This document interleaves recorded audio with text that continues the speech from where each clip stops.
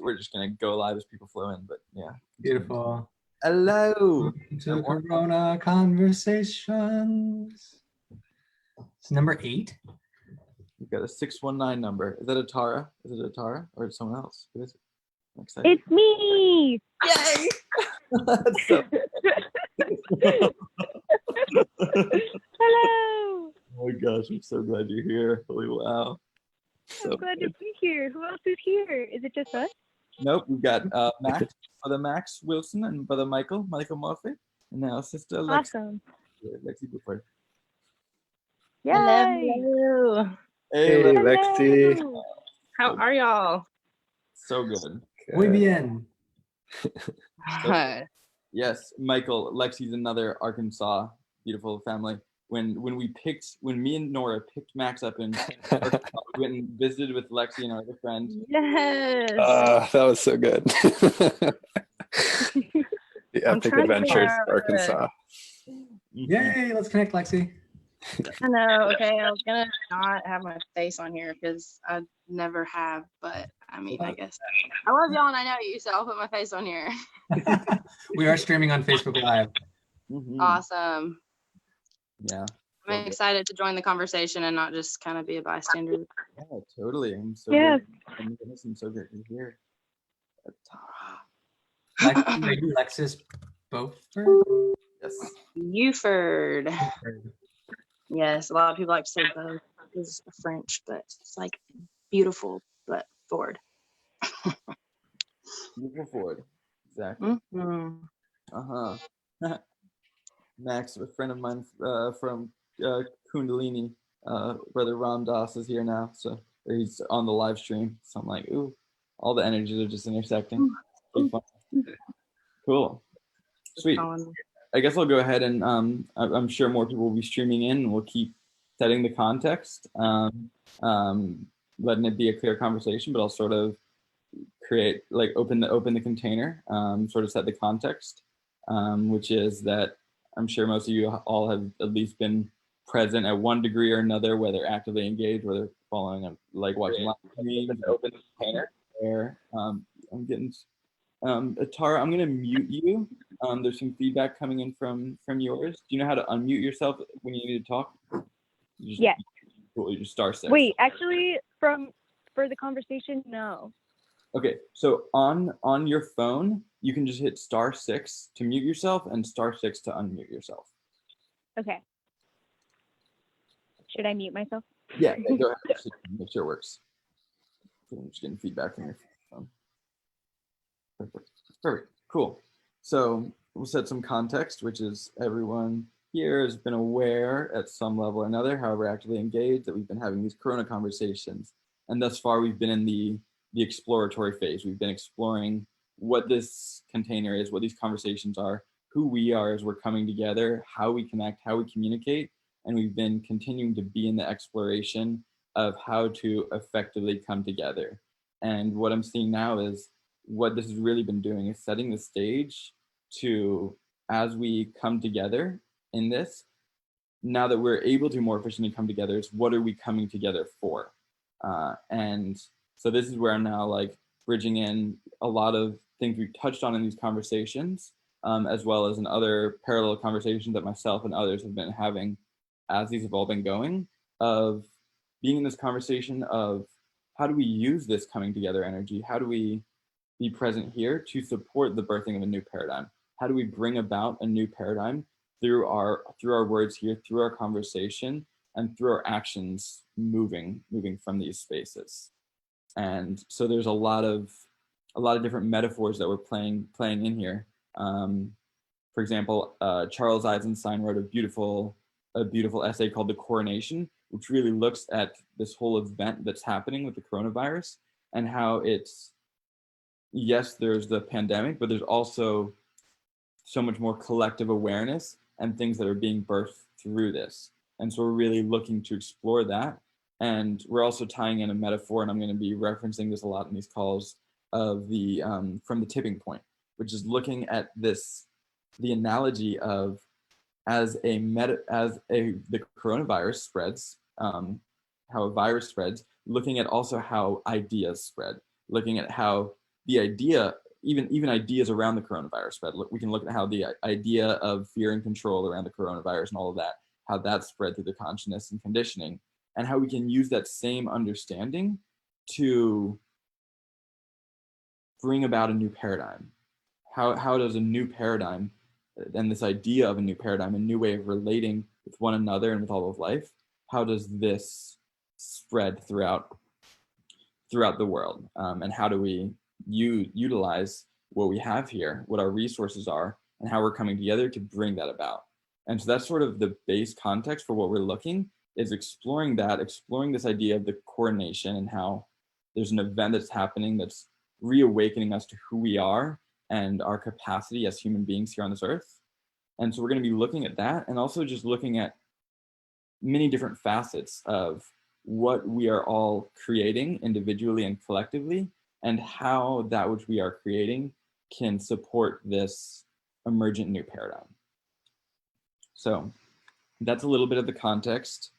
I would love to do some introductions, but this time the introductions are going to be shorter. Like, try and keep it to a 1-minute introduction of how that lands for you. It can even just be like a few words that's resonant. And then after that, if you have a longer share, we can do that.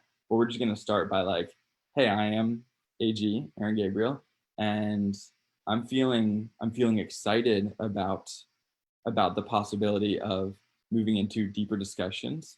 I'm feeling a little nervous because I've been talking for a while and not receiving feedback, and so that brings up my questioning of, I wonder how people are receiving this. And I'm feeling really curious about where these conversations are going to go. So that's me, and I'd love to pass it off to, let's say, Max. You want to go next? Yeah, my name's Max. I'm feeling grateful to be on this call.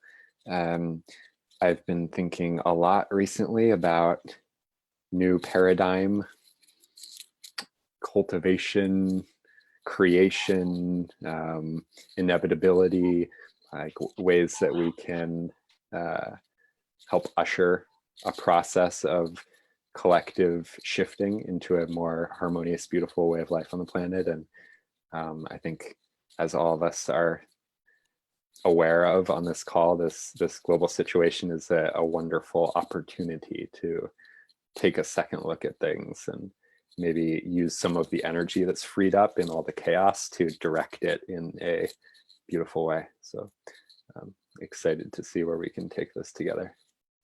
I'll pass it off to Michael. Thank you, Max. Thank you, AG. Thank you, everybody else that's here. My name is Michael. I am feeling excitement in my body. I'm feeling excitement in my mind. The conversation of new paradigm, what does that look like? How do we ground that into the reality that we are moving through, has been something that I've been in mind space and heart space working through for quite some time now. And I am really excited to see others coming into this conversation and sticking into that conversation. That seems to be like the biggest shift. Is I've had a lot of these conversations in recent years, but after that conversation's over, I'd see very little that has come up in that conversation actually come into reality. So I'm starting to see rapid, really like rapid growth coming from this already, and it's fueling my excitement. I'd also like to plant the seed to do like a cohesive breath after introductions are done. Take that as you will. Thank you. I'm gonna go ahead and call on Ethan.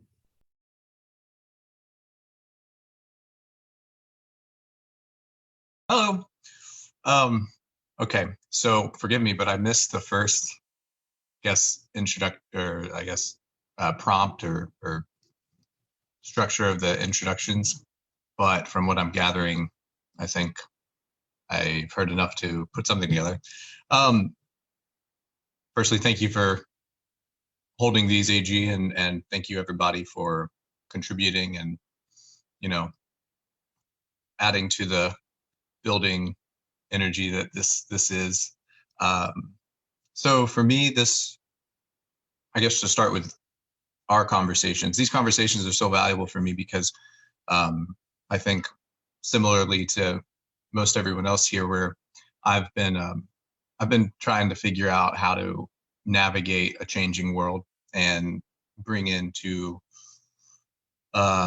reality things that will help others, I don't know, bring themselves out more and bring them to truths that can definitely stabilize themselves in not only reality but in a truthful way of living. And at this stage in my life, I'm at the point where I'm doing my best to put the wheels to the ground. And the situation we're looking at is, I'm gonna I just mean, hop in for 1 second, Ethan. sure, yeah, To give you the context, because you might not have heard. probably not. Introductions. It's just like receiving that. So I just shared a bit about the context of what we're creating with these conversations and how we're utilizing these conversations to explore these different metaphors, tipping point, coordination, and look at how we can birth a new paradigm. And for our introductions, just really quickly how that's landing, what we feel in relation to that, and we're keeping our introductions to 1 minute or less. 1 minute. Okay, great. Well, I'll try quicker. Okay, so I mean, basically, I'm in terms of that context, I'm in a learning space. I'm keeping myself available to figure out how to be influential in such a way that is progressive yet grounded in things that work and are functional. And yeah, I think that's about it. Now you get a call on someone. Oh, yes, sorry. I was so occupied with putting my setup together. I'll call on Ellen. Hey guys, thanks for having me on, AG. I'll make it quick, but I'm one of the lucky ones in this situation. Not much has really changed for me except for the fact that I'm now homeschooling my kids. So that's been a huge challenge for me. But my business has always been virtual online, with the exception of doing some in-person meetings and things like that, and events. This has not been much change for me, but I have felt a lot of different emotions throughout this scenario, and reading The Tipping Point again for the second time, and it's really opening up my mind to what a virus really is. And what that really means, on so many different, on social terms, on biology term, etc. But I'm interested to hear what everybody else has to say and what their thoughts and their ideas moving forward, solutions, how to help people who are now unemployed, things like that. I think that's really my focus, is helping people, deal with this financially. So thanks, AG. Beautiful platform. Thank you. Oh, I have to pick someone. I don't know who hasn't gone because I kind of jumped on late. Hop over to Lexi. Hello. Lexi. Hey guys, just wanted to say thank you again for providing this platform. I feel like a bubble that is about to burst, not to be like, symbolic there, but this time, to piggyback off of what Ellen said, my life has changed. I sell insurance, and so usually I go into the workplaces, and obviously I'm not able to do that now, but I was taking gaps in between to take off and enjoy and be more present in the time with my daughter. And so I found relief because I personally haven't been victimized by the coronavirus yet. So I've been able to actually enjoy this time off and not have the anxiety of when I'm spending time with my daughter, instead of feeling guilty, like I should be doing all these other things for work, or like, not fulfilling responsibilities. I have peace to be able to enjoy that time with her. So I've been very thankful for that. And I've also, this whole time, I downloaded The Tipping Point earlier today, so I'm going to catch up with you guys on on all the talking points with that. But I'm excited. In my neighborhood, the changes we have, my neighbors have chickens, and I plant squash. And so we have, gotten out of our comfort zones and like actually had conversations with each other. And then we're starting kind of this bartering system where like she's going to give me eggs and I'm going to give her squash. And they just got a new lawnmower and I need one. So I agreed to mow her lawn, if I can use it to mow mine. So it's opened up this camaraderie.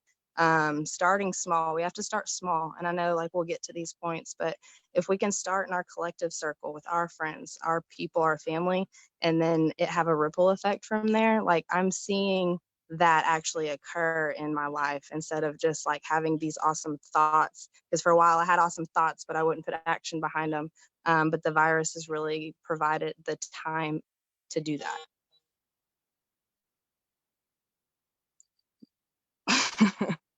I guess I'll give it over back to you, AG. Let's hop down to Tommy. I'm sorry, I can't see a name there. Tommy, if you want to introduce yourself, we were just sort of opening the context, sharing a little bit about how we're looking to like utilize this context here to explore the birthing of a new paradigm, bring that about, weaving in metaphors from the tipping point and other such things. And so if you just want to say hello, give your name, and just in 1 minute, how that really lands for you and what you feel with all that. Could you simplify that for me? Like, yeah, you just want to say hello and introduce yourself, and what in 1 minute or less what that means for you and how that lands for you, exploring birthing a new paradigm, and what really where are you curious and interested within that? I'm gonna do my best. I'm not sure where to go with the question still. You can also give like a how you're feeling if you don't feel like confident. Right. What introduction feels good for you? Yeah, I was just, yeah, I'm feeling good though. I like the coronavirus season. It's definitely helped out a lot of stuff to evolve in people, and in myself. It's helping me to express my authenticity, and just going through a powerful regeneration. So thankful for this moment, and what do I want to get out of this coronavirus or for the future? Is that what part of the question was? Yeah, just where you're interested. What you said now is perfect, but if you just want to share what you're really interested in within all that. And furthermore, what's your path? Being authentic models of living. Cool. Do Awesome. it all, yeah. Awesome. Thank you for being here, Tommy. Thanks. Let's shoot over Tara. I'm going to unmute you. There you go. Hello, can you hear me? Yep. Yay. Hi, everybody. I'm sorry you can't see me, but I can see you all, and I love you. My name's Atara. Currently, I'm in Southern California. And really, I feel like this is the time for birthing a new paradigm. I mean, I know probably all of us have been working on this for some years now. It's been floating around our consciousness and helping us weave the web with different beings that we meet who are on the same frequency and the same wave. It's definitely helped us all to align and just know that we're not crazy. This idea of earth shifting and birthing a new paradigm is actually happening, and we're the ones who are bringing it in. So this time is pretty special. There's full spectrum emotion happening in the human collective, and even within those of us who have received these extremely divine visions and feelings and had these experiences. And I think it's just really important that we continue to cultivate that, and that we, take everything that we've learned in the last however many years and put it real deep into practice now, and just give it back to the earth and continue to lead by example for what we're doing, however that looks. I know for a lot of us, or really all of us, it's going back to the roots, going back to the earth, growing gardens, reestablishing our connection with our planet and nature, and getting back into right relation with nature and the whole shebang that we're here to do on earth. I do believe this is it. We're doing it. This is a whole other conversation, but I do believe that we're still leading up into something.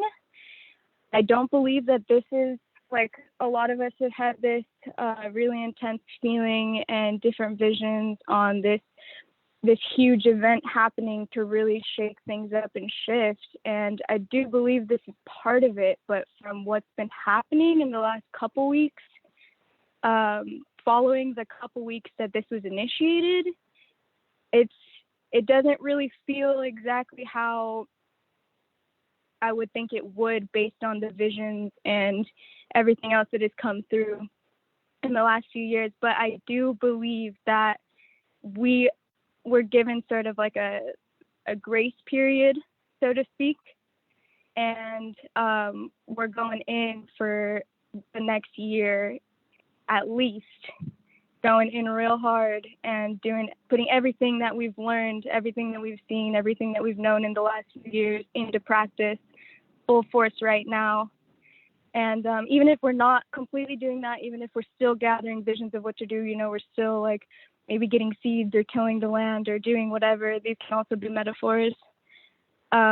We are leading into really going in deep and just doing the real work that we know we're here to do. So I'm grateful for you guys. I'm happy to be here.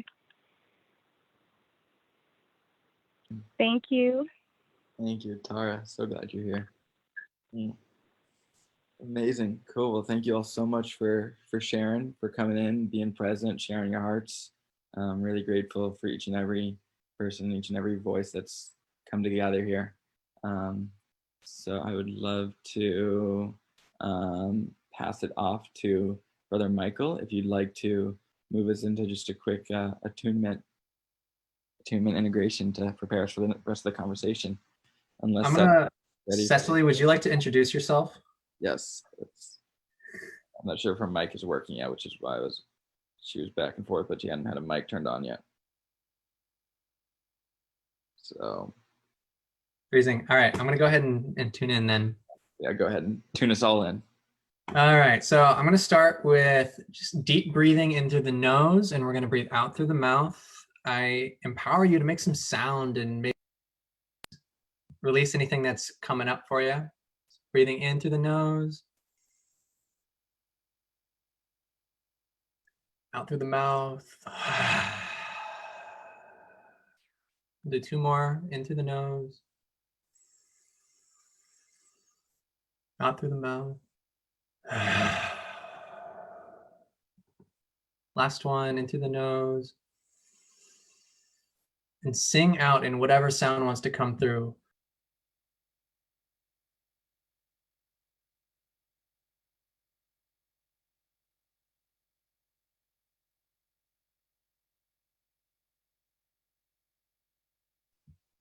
Great.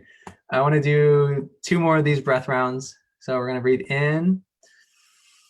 We're going to breathe out like this. Breathing in and out.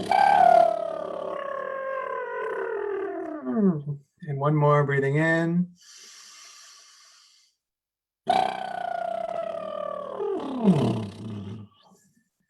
Last one, we're going to breathe in together and we're going to laugh out as long as we can. So breathing in and out.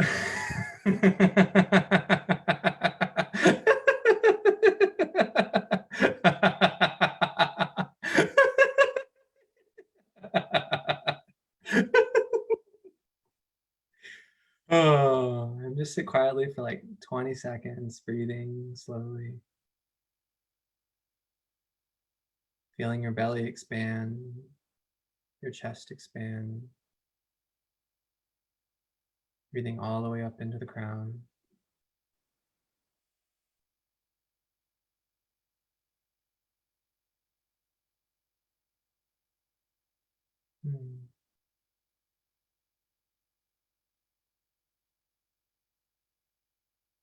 Thank you.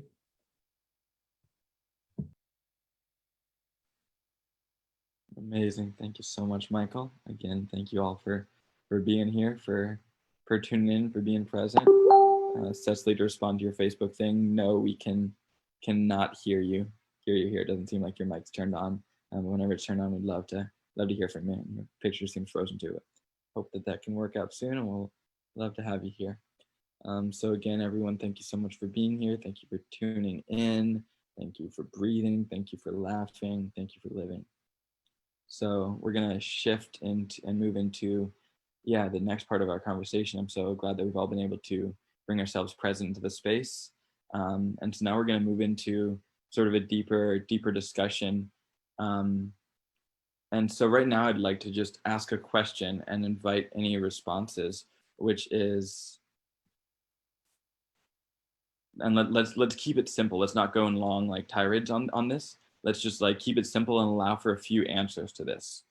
And the question is, what do we think is the most important thing to be talking about when looking at how to effectively birth a new paradigm?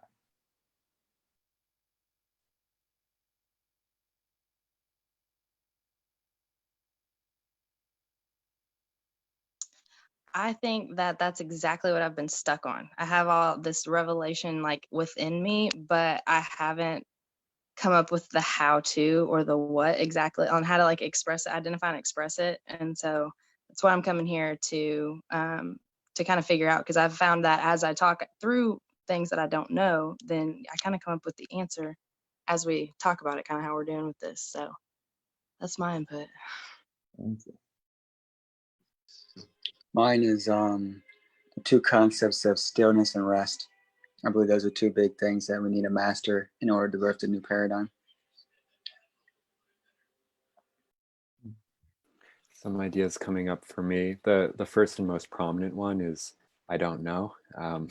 Some other ones would be creating regenerative communities connected in larger networks, and on an internal side, healing individual and collective traumas and waking up to more unified states of awareness. I'm going to jump in. I see the single most important thing in bringing about a new paradigm is that each and every individual finds and follows their joy, doing what they love to do. And through finding that unique, expressive thing that you love, or all the things that you love and bring you joy, doing those things allows us to self-regulate a new collective around a new paradigm.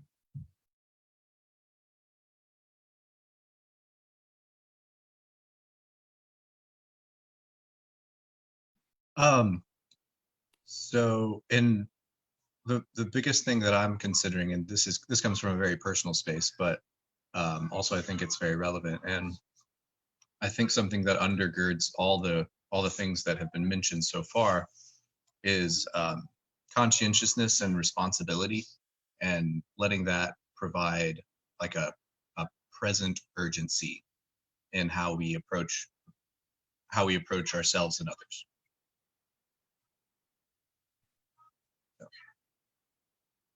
I had something come through.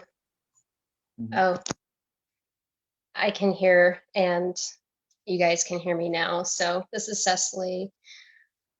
Something that's been pretty present for me recently in the last week is relationship, and also giving up preference. And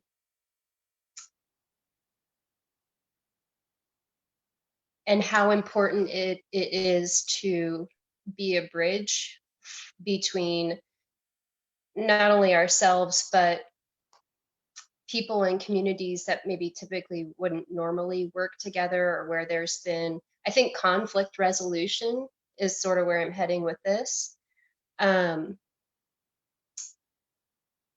And it goes so deep. It goes in so many different directions. I think culturally between races, there's some of that, and then there's more intimate relationships as well, and then there's reconciliation and conflict resolution between these two groups in our culture that have been really at odds with each other And that's an oversimplification, even saying that there's two groups, because it's more of an aura or an atmosphere than it is something that I can define or label. There's a lot of conflict, and so conflict resolution feels really important to me. And I think part of that is beginning to learn how to communicate, how to cooperate, and how to release identity that wants us to entrench further into a position and defending a position rather than collaborating. That's what I have. I feel complete. I want to piggyback on that. With, I think, having mutually beneficial relationships is something that has been awakened to, instead of us just, working for the man or whatever, and just going through the motions and not saying hi to our neighbors. And, I realized I didn't know very many people in my neighborhood. And since all this has started, we've come out of our shells, we've spoken to each other, we've built that camaraderie, which has increased self-value, which has given me more confidence to be okay, just in general. But finding that balance of how we're mutually beneficial, like I'm growing the squash, she's got the eggs. I think that culturally we've lost that ability to hone in on a skill and then trade the skills around rather than currency. And so, hey, this is my daughter Lily, but I'll put it back over. That was a revelation that came to me while we were, listening and on the combo. Hey, Lily. Thank you. Anybody else want? Yeah, go for it. I just want to add to that too, Lexi. That was really great. Is community really is starting to change. Like I like what you also said about the bridging a gap between different communities that wouldn't normally work together, because having some sort of cohesiveness and understanding, I think, would be helpful. I think there is a divisive nation right now. I think that people are divided in a way. I think there's people on the conspiracy side of things, and then there's just people who are just listening to our government. And I feel like there needs to be a way that we unify, because we all do want the same things for one another. And so I'd like to see that occur. And right now I feel this divisiveness. And but what I'm feeling for the future, what's coming for us is a sense of unity, is more where people are going to come to an understanding, and things are going to start shifting into more of a natural flow of into nature, and more homeschooling. Now, we were just talking, my last call I was on, it was all about how things are going to change. Like, we don't really need private school after all. We don't really need, do our kids really need to be going to, like, why don't we just have neighborhoods, meeting up and doing meetups? There's going to be industries that are going to be lost now, that are going to be just completely, things are going to change completely. And what does that mean for those people in those industries? That's going to create new industry. And so I think you're going to see a shift in the way people go about their business. So yeah, that's really all I have to add. I'm hopeful. I'm hopeful. And I think that there's going to be more good out of this than what we can see right now. So that's all. Anybody else have any quick ones they want to add before I do some integration with what we're sharing? Yeah, I'd like to add a little bit more, because this particular subject and this line of thinking has been really heavy on my mind and my heart too. I come from a working class conservative family, and I'm surrounded by conservative people, and it's And I don't say that because I'm labeling them. I'm saying that because that's how they identify themselves and so on and so forth. And, you know, I've brought up some pretty out of the box ideas that aren't traditionally conservative to my father. And, you know, I can imagine that this is on the subject of bridging gaps and bridging different kinds of thinking to create a little more cohesion. And I think the reason, from in my experience, the reason why things haven't come together, or rather, I think the reason that the ideas from a more open-minded group aren't adhering to a more like conservative group is well, one, because they don't feel like it's reliable, and conservative minded people are highly conscientious. They want to know that it's going to work. And I'm not speaking as experience. I'm saying like that's what some experts say, like conscientiousness is a huge part of being conservative. So when we want to bring a liberal idea to a conservative group, their mind is like, how is this going to be applicable? Where is this going to go? How is this going to profit, not monetarily, but how is this going to grow into something beneficial? And how is it going to be functional? And you know, I think that's something very, very important to keep in mind when we're trying to introduce things, and when we're trying to introduce a different way of looking at things, is like, I feel like leading by example, you know, having the roots, having your roots in, and then introducing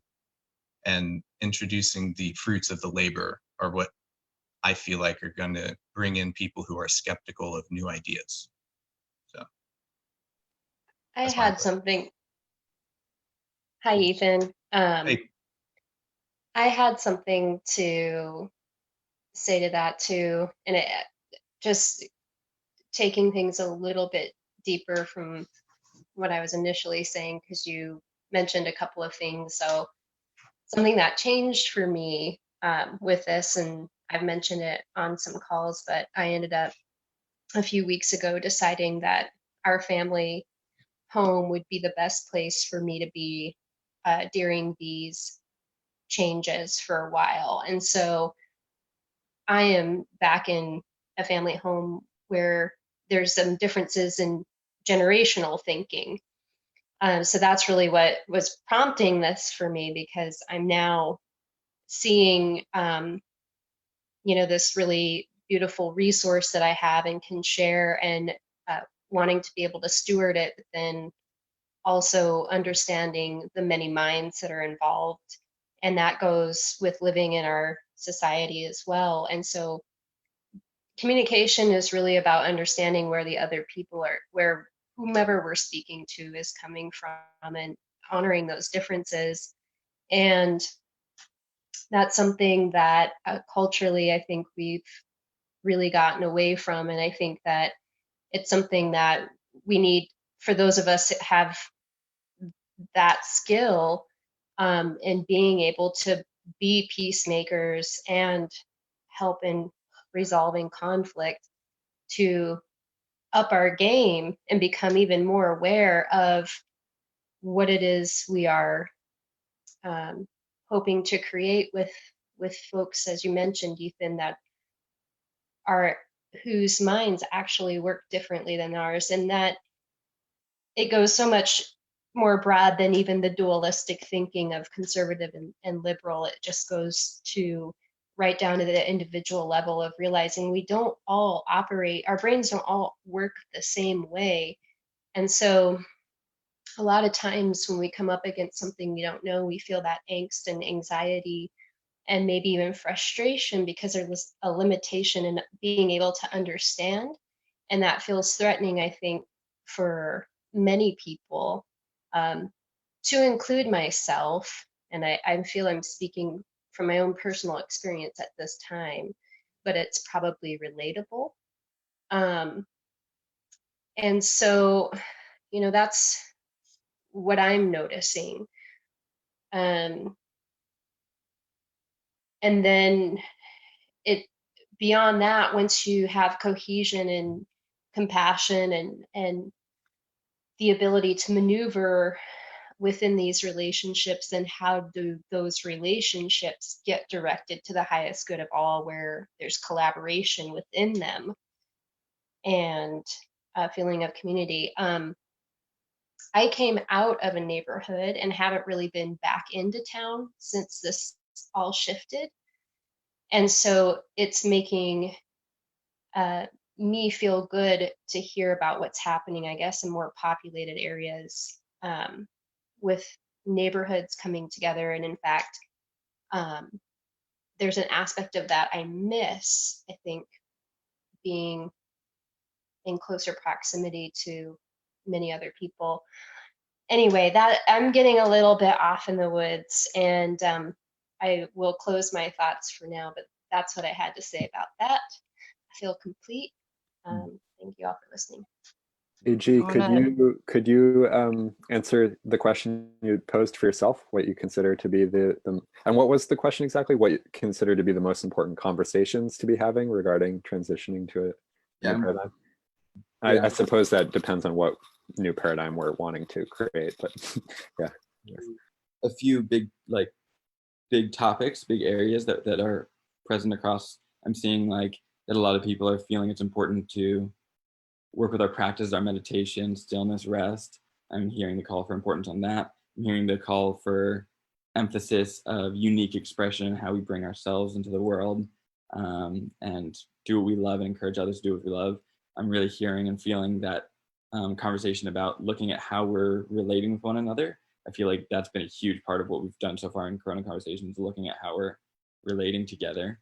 And then I really hear this part of how do we speak to the people? And so this is where what I'm really looking at it is looking at if we're bringing about a new paradigm, what is like the first question I would ask is what is the message of the new paradigm? Like what is the message that we're sharing?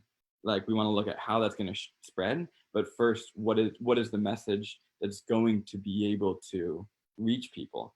Which means we have to look at conservative Americans, liberal Americans, look at religious people, atheistic people, look at all of that, and how it's going to reach all of those people, given all of that. And so for me, my answer to that question would be that one of the most valuable things we can talk about when looking to birth a new paradigm is exploring what is the message of the new paradigm and how do we most effectively craft a message that is going to be able to reach all people.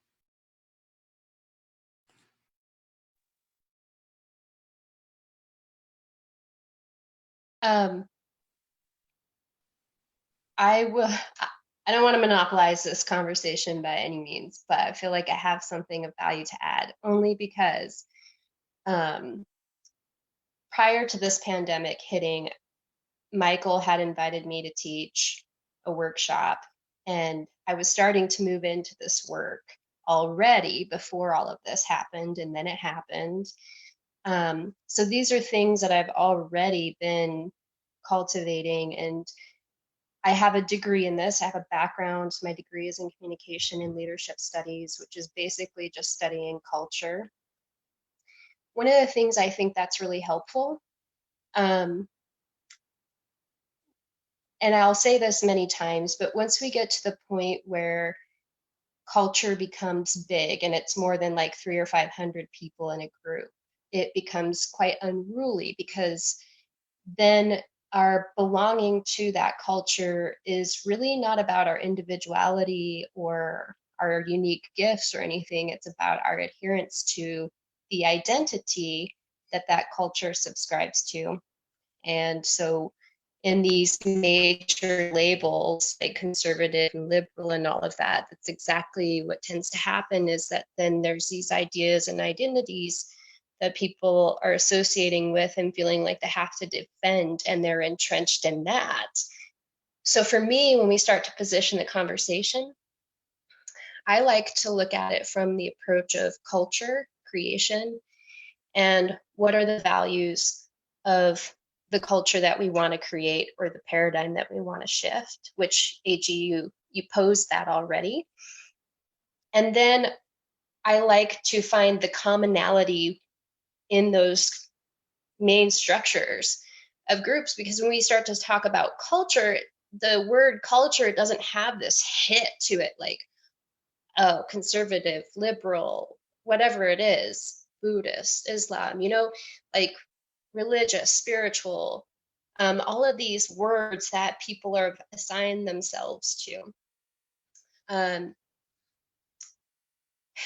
So that word culture opens up the space for which those conversations just can start to come through between people that might not have always seen eye to eye.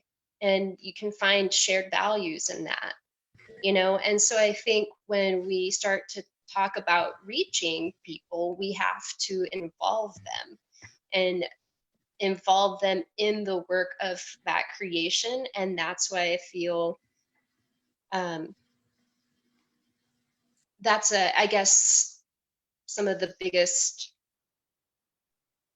I don't know that I know the answer how to get people in other than to involve them and find that the common ground that we all hold dear, because I find that my conservative family members actually do hold many of the same values that I hold, and we've just been taught that we don't, and it's weird, so that's my 2 cents. I feel complete.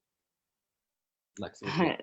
Yeah, I think another thing that's important besides the message is the method, and what we're doing here. We're asking everyone their opinion. And in sales, whenever I'm going in, instead of going in and just like telling them everything I have or everything I can do, I ask them questions about their business, like I get to know them. And so I think a good method for this new coming that we have is, instead of just trying to push it on people and say, this is, what's going to happen, or this is what we want, we have to ask them first what they want and listen to comprehend, to understand where they're coming from, find that commonality that you're talking about with culture, and then build on it, and create that safe space where they feel they can talk about something without being ridiculed or criticized. Don't have an angry response. Everyone's entitled to feel how they feel. So if we'll just listen, if we'll start out by listening and then finding the commonalities, and then not projecting, but correlating whatever this new paradigm that we're feeling, I think that'd be a really effective way versus just shouting it out at the rooftops at everybody and trying to force them to think the same thing, Totally appreciate that. And I think Atara, were you trying to speak? Yes, thank you. So just real quick, I wanted to throw in there that a simple solution to this question of how can we, I don't remember the exact wording of the question, but basically how can we involve more people or inspire more people into this whole vision of what we know of birthing the new paradigm? A super simple answer and solution would be to always turn the conversation back to sustainability, because that's what we are growing. That's what we're building the new paradigm in and is for sustainability. And that's pretty much all I had to say. I think as long as we turn the conversation back to sustainability always, then there's not really an argument, because we can clearly see from the past and where we're coming from what is falling away and what is not so sustainable. And we already know what is sustainable. Not a lot of people do, but we do. And that's healthy relationships and being connected in every sense. And yeah, building, rooting, growing, sustaining. Mm-hmm. Thank you. Yeah, for me, I'm really getting a few key points. One thing, I'm not sure if it's been mentioned that much, but it's really present for me, is what is broken with the current paradigm? What is the current paradigm, and why is it not working? What are the values that feel really important for the new paradigm? What is it that we want to shift into? What are the core values? things like sustainability and all that feel really important. So like looking at where we've been, looking at where we're going, like what is that shift? What are the differences? What didn't work? What will work? That feels really important. And then in looking to bring through that new meaning, to create new metaphor, to create new narrative, new paradigm, what's the common ground? What is it that we all share in common? What is it that each one of us on this call shares in common? What is it that we share in common with Donald Trump, with Joe Biden, with Bernie Sanders, with that random conservative, with that random liberal, with what is it that every human being in this world shares in common? And how can we find that which we have in common to be able to speak? So I want to presence that, and also really, really honor Atara's share there of values, and especially what she said about sustainability, bringing it back to sustainability, which feels really potent in exploring what are the qualities of the new paradigm that we're moving into.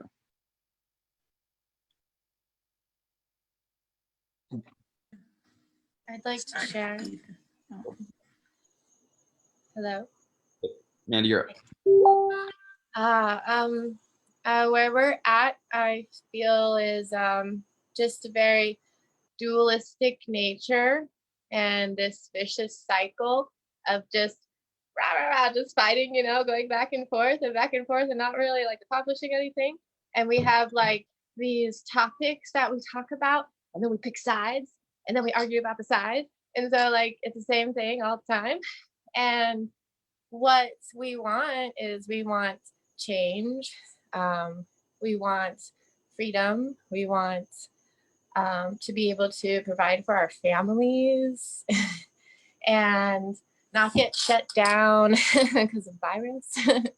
And like, this is really important to think about, like this time that we're going in right now, like this is just phase one. Like what will we do 10 years from now, 5 years from now, 1 year, like the next season. So we really have to like think about like everything. I feel like all areas of life, including everyone, and how can we include everyone based on those common values. So I think it's a really good idea to bridge the gap and bring people together and find the commonality and not have that dualism where it's like, so, it's just like basic things that we all want. 100%. Yeah. I want to give a quick tie back in and pass it off to Melissa, who hasn't shared yet. So I want to sort of, I presence that question, what do we all have in common? And I want to take the opportunity to also answer that question, which is one thing that we have in common. People have spoke a lot of beautiful things, but one thing that we all have in common is that we're all alive. And so it's this idea that I think ties so beautifully in with what Atara said about sustainability, this idea of placing meaning back into life, like giving meaning to the web of life and starting to look at that as that which connects us and really recognizing what the value is in life, which I think ties so beautifully into sustainability, into commonality, into common ground, and into a lot of that. So I just wanted to presence that. And yeah, thank you for your share as well, Mandy. And I feel, yeah, it all is tying in. Melissa, you look like you wanted to speak. Okay. A lot's coming up for me right now, so I'm going to try to do this in the most ordered way possible. What I'm really feeling immediately after you shared what you said, shared, AG, is this like meaning of life thing. I think a lot of people, I think one of the conditions of our society is that we lose sight of the meaning of life because we often like pursue things that do not have meaning, but like take our power without giving us any like energy back, right? So these like such big money, whatever.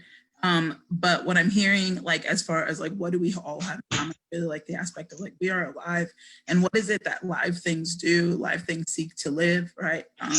Live things seek. I like what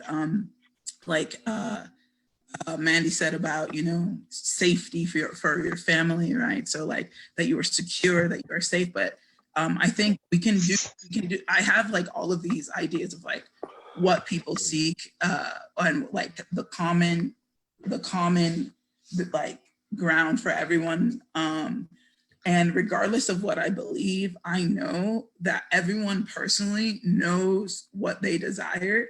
even if they're not fully inside of it, right? So like, for instance, a lot of people desire money, right? But that money's not the true root of their desire. It's something like food or water or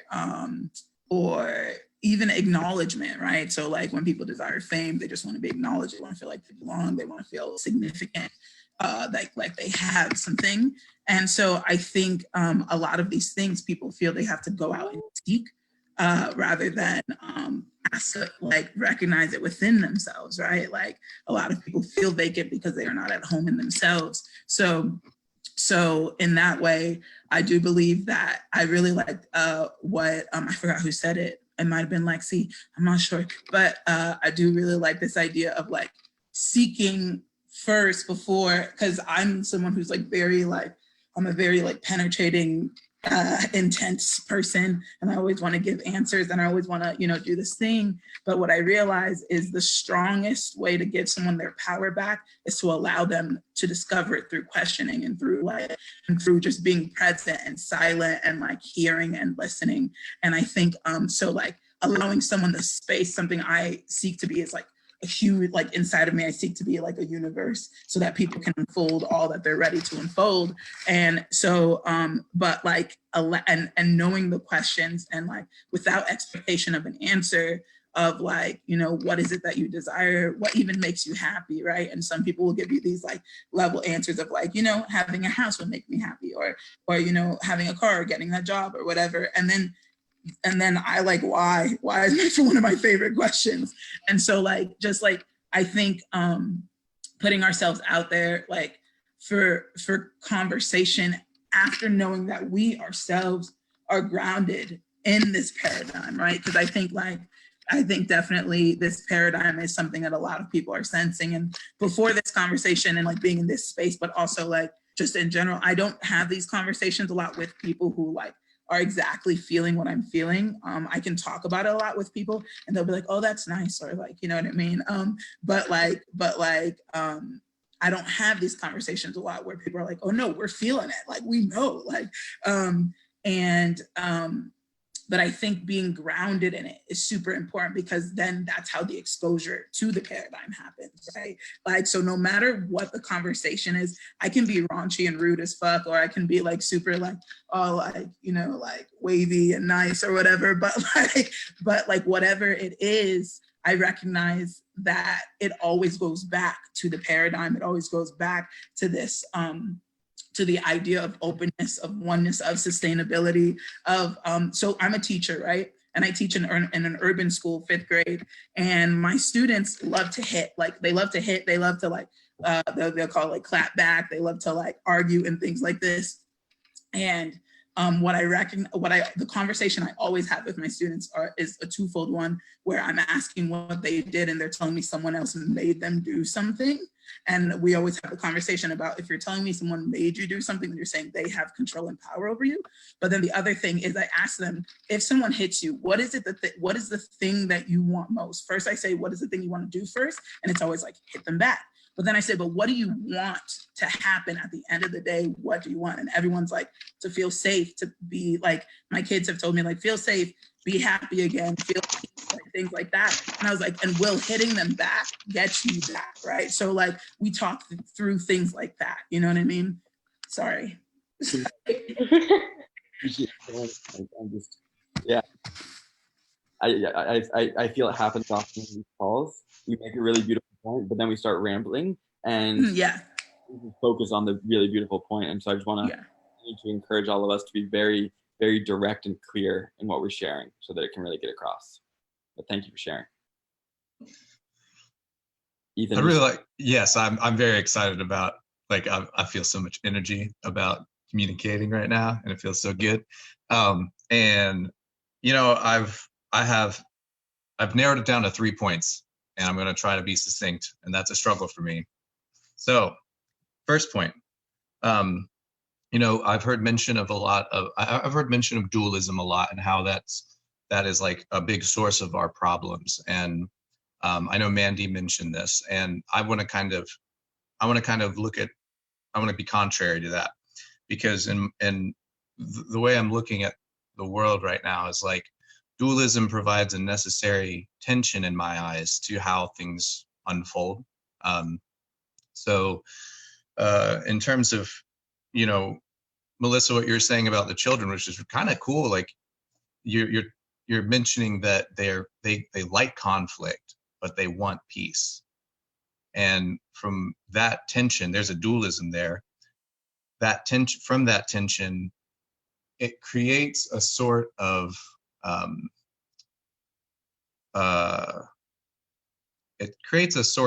space for resolution.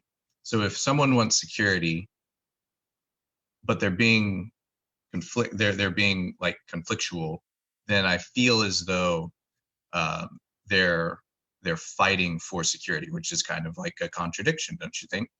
And I feel like a lot of this conversation in particular is about finding a mission statement that is contrary to the things that aren't working. So once again, another example of dualism where it's creating a tension to put us in a direction. And I think that's important to note and understand that, you know, dualism is a fundamental part of reality that I think we should acknowledge and not resist. Part two is this focus on life, and this kind of goes back to the dualism thing. We're focusing on life because we're threatened by death, and I feel like we're focusing on life because we're threatened by death. And as a culture right now, the tree of humanity has a sort of blight going through it, which is the coronavirus that is shaking people to, and this is my third point, it's moving people to shed in a way. It's moving people, I feel like it's moving people to shed down to their fundamental necessities. I feel like it's helping me shed my identity. And I feel like I've witnessed people shedding their identity and being more transparent because they are threatened. And once again, this is a kind of tying it back to dualism, where the dualistic idea of life versus death, or so on and so forth. Like the reason why we're honing in on this idea of pursuing life is because of the threat.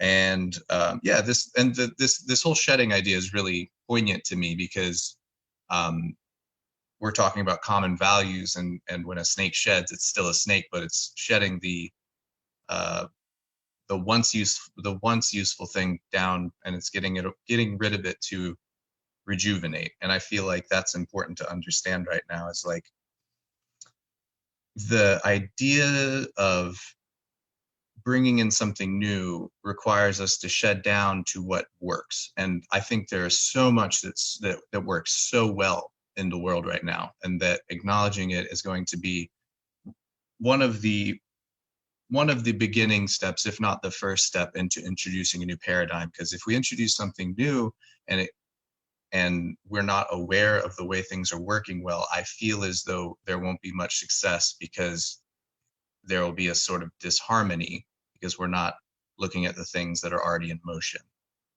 So that's my piece. Thank you. Michael. I'm feeling something to present. In conversation, I would like to propose the idea that we like pause for just like a breath before jumping in to speak, and becoming aware of other people who are also trying to speak at that moment, and also really dropping into the share rather than jumping into what we're trying to bring forward. Just throwing that into the field. And in that, I would also like to presence the question that was at hand of, I really like what AG brought in, and I've seen a lot of beautiful things come up, and I kind of want to integrate where we're at as a conversation of seeing like what commonalities do we all share. And I hear the sustainability one. I think that's beautiful. I also love to rekey the word sustainability when it's brought into conversation as regeneration. Something that is not sustainability, I see as a flat line, whereas regeneration is flipping the line that we're currently, like the pathway we're moving in. And I think the wording is very important here too. Another commonality I'm seeing and hearing, I raised this in my initial share, is that we're all different. So one thing that we all have in common is that we're all different. We're all unique. And that I feel needs to be honored in a new paradigm. And also, Ethan just brought this up that's been bouncing through my consciousness, that not everything about the current system is bad. Not everything is broken. There's value, and identifying the value that we want to take with us, I see as one of the most important things that we can be doing at this time. Yeah, so thank you, feeling complete. Thank you. Yeah, I want to touch on one thing real quick and do something that, because Michael and I were talking about, we spoke about agreement fields and things, and what we came through was like context, the importance of setting context. And so I want to sort of reset the context. What I posted in the Facebook post is we are exploring, we're exploring all the ways we can support this emergent paradigm and what we are creating to move us further forward. And then it feels like from that we've moved into a tighter context of we're exploring how to craft an effective message of the new paradigm that can reach all people. And then it feels like from there we're kind of even tightening the context of we're exploring commonality within this message and what we all have in common to be able to reach more people. So I just wanted to sort of presence those contexts, and yeah, thank you, Michael, for tying and weaving that and integrating that really, really beautifully. Cecily, I think you were about to say something. Thank you. Yeah, I did have some things that were percolating as others were speaking. So the first thing that comes through is, and I liked what Ethan said and then what Michael has built onto that regarding, looking around and identifying what we see that is working. And it brought me towards something I was thinking earlier in the call, which was it goes back to communication, but it goes back to this efficiency thing as well. Because one of the things that I see that we need to be skillful in is helping to co-regulate one another's nervous systems and simplify our processes a lot. Really simplify, because I think that one of the things that I've realized is that having grown up and lived and survived in the corporate world and the material world, that in and of itself is isolating and traumatizing. And I think that there's so many people right now on a lot of different levels that are dealing with and working towards integrating trauma and actually regaining executive functions. So I think that's huge. And so I really valued, being able to identify what's already working and how we want to build from that. And then I also really liked the circular idea of regeneration rather than sustainability. So thinking about things in a cyclical form. I've been finding myself doing that more and more. I think I'm going to go ahead and close. There was more, but I also want to continue to allow the others to speak and the energy to flow. Thank you. I feel complete.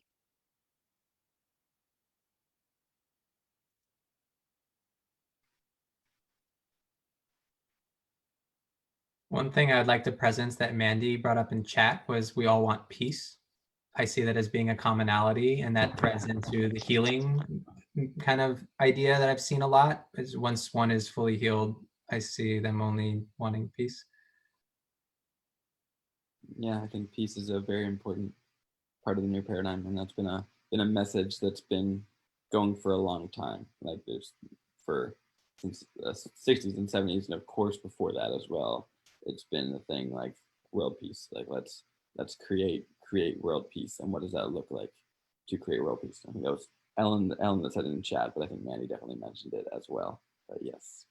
Yeah. I think chiming in on that, in order to cultivate the world peace, we have to ask the question that she mentioned earlier, somebody mentioned earlier, of what is the fear?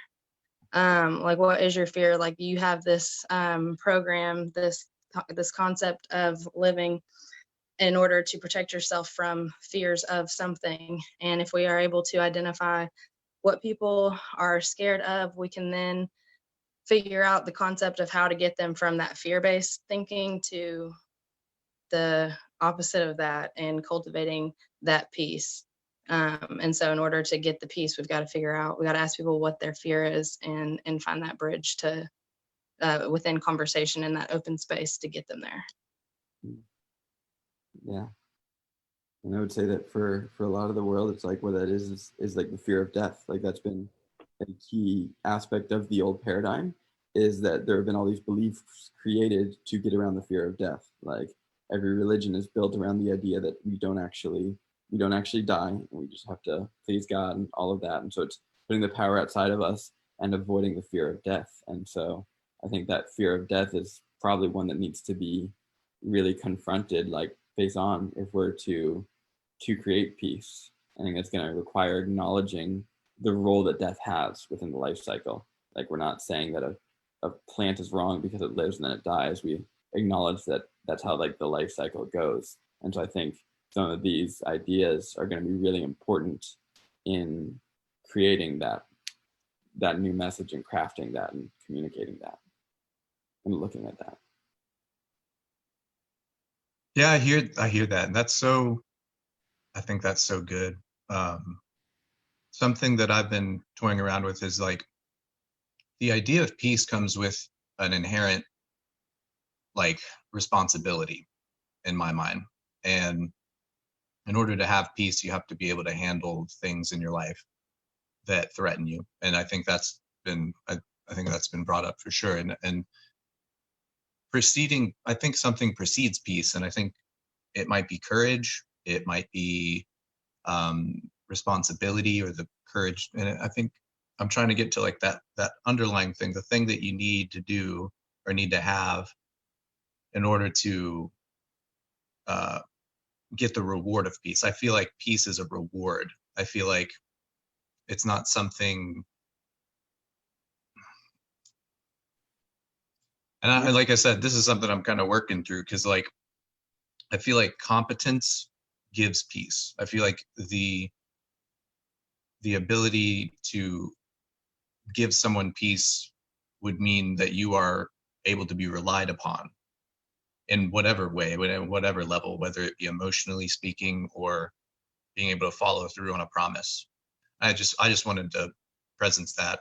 And I think it's valuable in this conversation. I think that's a fundamental value as well, is courage and forthright ability to approach heavy things. So, that's my thing. I feel like I keep chiming in. I don't know if I'm talking too much or not, but something that I've really learned is pain causes change. You have to feel that pain, or like that's the emotion that comes right before peace, or at least that's what I've experienced in my life, is right before I've felt this overwhelming peace, I had to face something and it was very uncomfortable or very painful. But when I faced it, then peace, came afterwards. And so that feeling right before peace is kind of what the virus is like leading up to. We're all getting uncomfortable. We're not to that point yet where we're super, there, but it's definitely the beginning of that uncomfortability that it precedes peace. Mm-hmm. Love that. And yeah, I think you hit something beautiful when you said courage, Ethan, and like that courage, which I would say comes from being with the fear, like to be afraid, to feel fear, and still to have courage to be with what is. I think that allows us to be in peace, because if I'm not if I'm not like acknowledging my fear and I'm just living in all of my irrational fears that I'm creating for myself, then I'm going to live a very not peaceful existence. I'm going to be constantly like paranoid about this or that, and I'm not able to address what is. But if I can feel the fear that's within me and still be courageous to keep living my life, then that's no longer taking me away, and I can have peace within myself, knowing that I can be with that and still be with what is. And it doesn't mean I'm not going to die. It doesn't mean that the tiger's not going to randomly maul me. Like, and I might even still be afraid when that happens. Like, that's like the intelligent instinct and all that. But I think being with that courageously, I think, can definitely give us that peace. But then we can't give that peace to another. It's going to take somebody else also being with that fear and being courageous to find that. And so, like, inner peace is something we can't really give to another, but we can have it within ourselves and create good conditions that can hopefully allow for world peace, such that each individual can have their own inner peace. And we could have world peace, and a lot of people would still be very afraid and still not be very peaceful. Yeah, this has brought up some interesting things, specifically with the death. And I know AG and Michael and I have a person in common that actually just got done. I'm not sure if it was a certification or what exactly it was, but going through training to be a death doula. And so, much like a birth doula would be serving as a bridge during birth, a death doula is there to be present to the dying. And this was present for me today as well, particularly being back on the farm, because this land was the first place that I learned about death and understood what it was. It happened when I was 3, and I was chasing a baby chick because, I was 3 and it was a baby chick and it was a thing, it was a living thing, and I was excited and I wanted to hold it and, just have this animal in my hands. And I was chasing it and having a lot of fun, and one of the farm dogs got really overly excited about the commotion and grabbed the chick and shook it, and it died. Um, and I remember just being absolutely devastated about that. And then my grandpa picked me up as I was crying, and he picked the dead chick up, and we went to the burn barrel and we just lit it on fire. And I was 3 years old, and just coming to terms with the trauma of understanding this thing that I was adoring and so thrilled about moments before was never coming back, and having that explained to me. And being so, I just remember it so vividly, even though I was so young. And being back on the property again, and particularly with things changing as they are, realizing how much more sovereignty there must be with all of us for administering to the dying, helping each other co-regulate our nervous systems, actually mindfully knowing, skillfully applying these abilities that we have as the contractions become stronger. And so I don't know, again, I don't know the answer. I know that I think it's a practice. I don't even know if I'd call it a practice. I'm not sure what I'd name it really, but I understand the energy of needing to attend to it is present. And the energy of needing to become skilled in it is present as well. And I think it also ties back to the trauma response. And one of the things that while AG was speaking that really came up for me was how much our consumer culture has driven that us away from death, because we're taught to pursue these mirages, I suppose. And so, in any case, that's what landed for me. Thank you all for listening. I feel complete.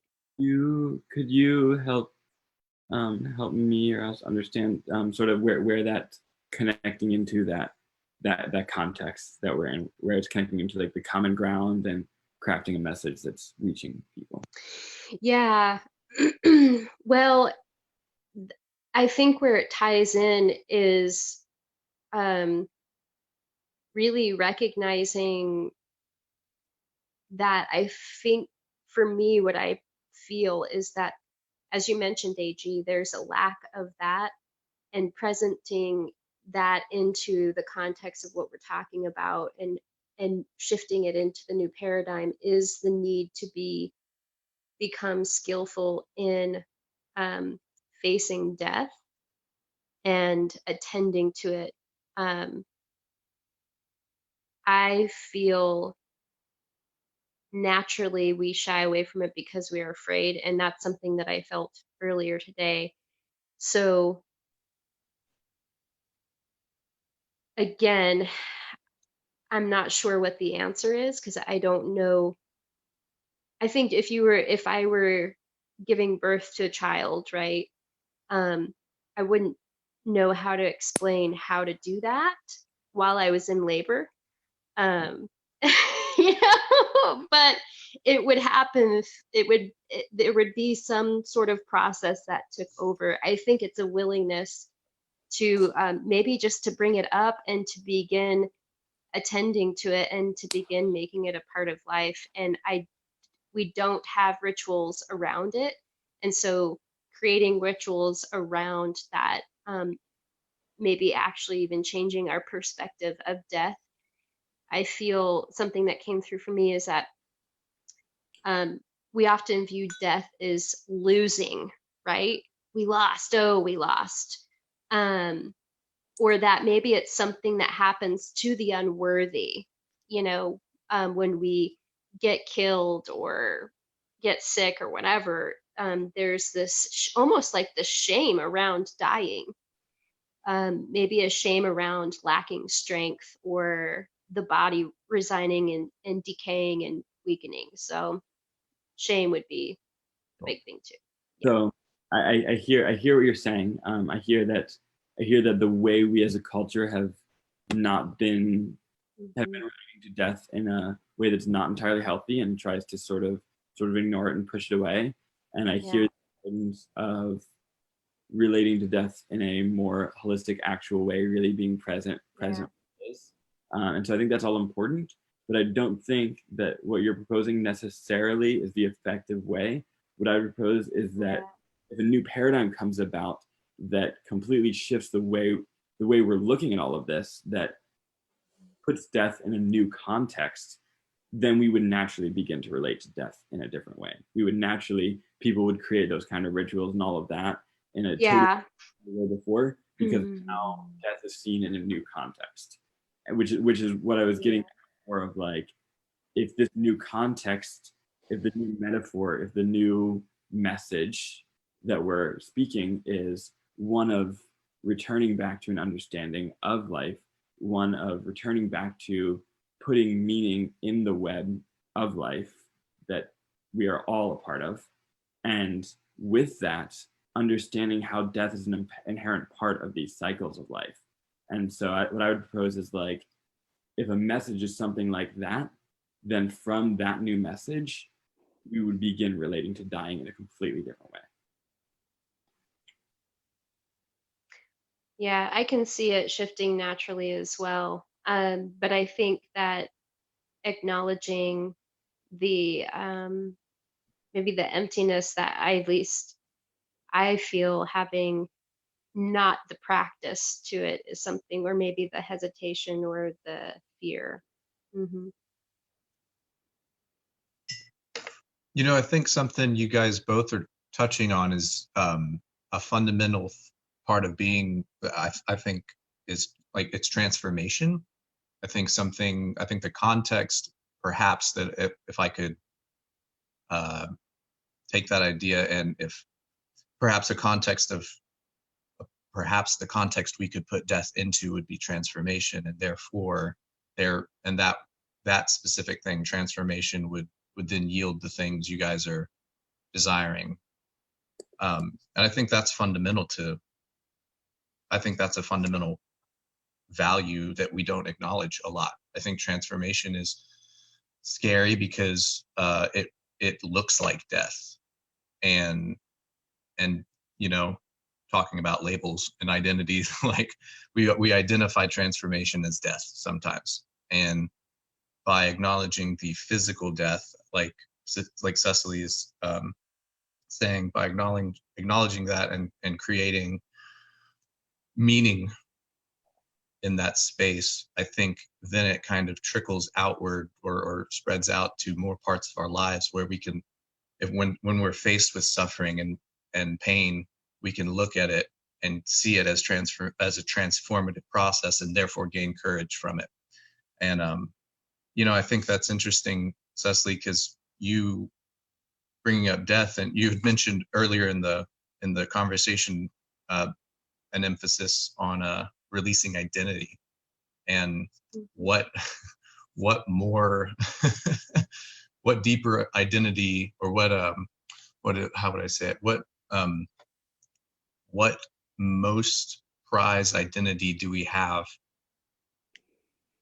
other than life? You know, I think that's something that we all identify as living, as AG had mentioned, but also with that identity, we kind of, it's like, what does it mean to be alive? And you start attaching meanings to it, and you start attaching sub meanings, and it just builds and builds, and it becomes a structure. And then having the courage to say, like, okay, something's not working, I need to transform, and then you can shed. I feel like that's relevant, and that I'm good with where that ended up, I suppose. I think it's relevant to a bit of what was saying. I don't think it's totally relevant to the context that we're continuing to create of what is the message, what is the common ground, all of that. But I appreciate you sharing, and I think Mandy had a thing she wanted to say. So yeah, so I think when tying it back to that piece and what brings it to that piece, and also tying it to death, I feel is just truth. When you're just seeing it right in your face, and just having truth, knowing truth, it brings, the realizations, but then you can then reflect and make peace with it, because you feel like you know the truth. And I love, and I'm like seeing that tied together with the regeneration, which,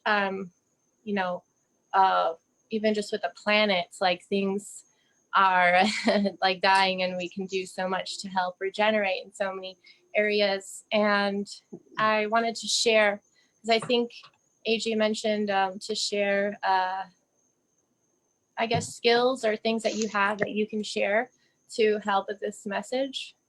So some areas I can share is getting my master's. I'll be done this summer at UT in education. And I have a lot of access to research databases and their entrepreneurial program, and just different resources. And I'm a teacher at heart, so I love creating things, teaching them, and I really like the simplicity and the ease of everything, making it simple and just simple, to the point, truth. And then just leading by example, and that will show more than anything. Thank you, Mandy. Rich, did you want to share? I just let you unmute yourself. You haven't spoke yet. Sure. First of all, I'll say hello, everyone, and blessings. And what amazing topics you guys have brought up. I can relate with every one of them. I'm not here to express or even tell you exactly what I've accomplished, but every topic you guys talked about, I've gone through. It's a knowledge, wisdom, and experience that I had to go through ahead of for understanding what the masses were going to go through. This paradigm shift that we're talking about is about understanding that we are all creators and we're all creating this reality. Why is all the stuff that's going on today causing so much fear, death, chaos? Well, because it's part of the process. You guys were talking about death. Well, for us to get to where we want to get to, we have to die. And people don't understand is die. How do we die? By letting go.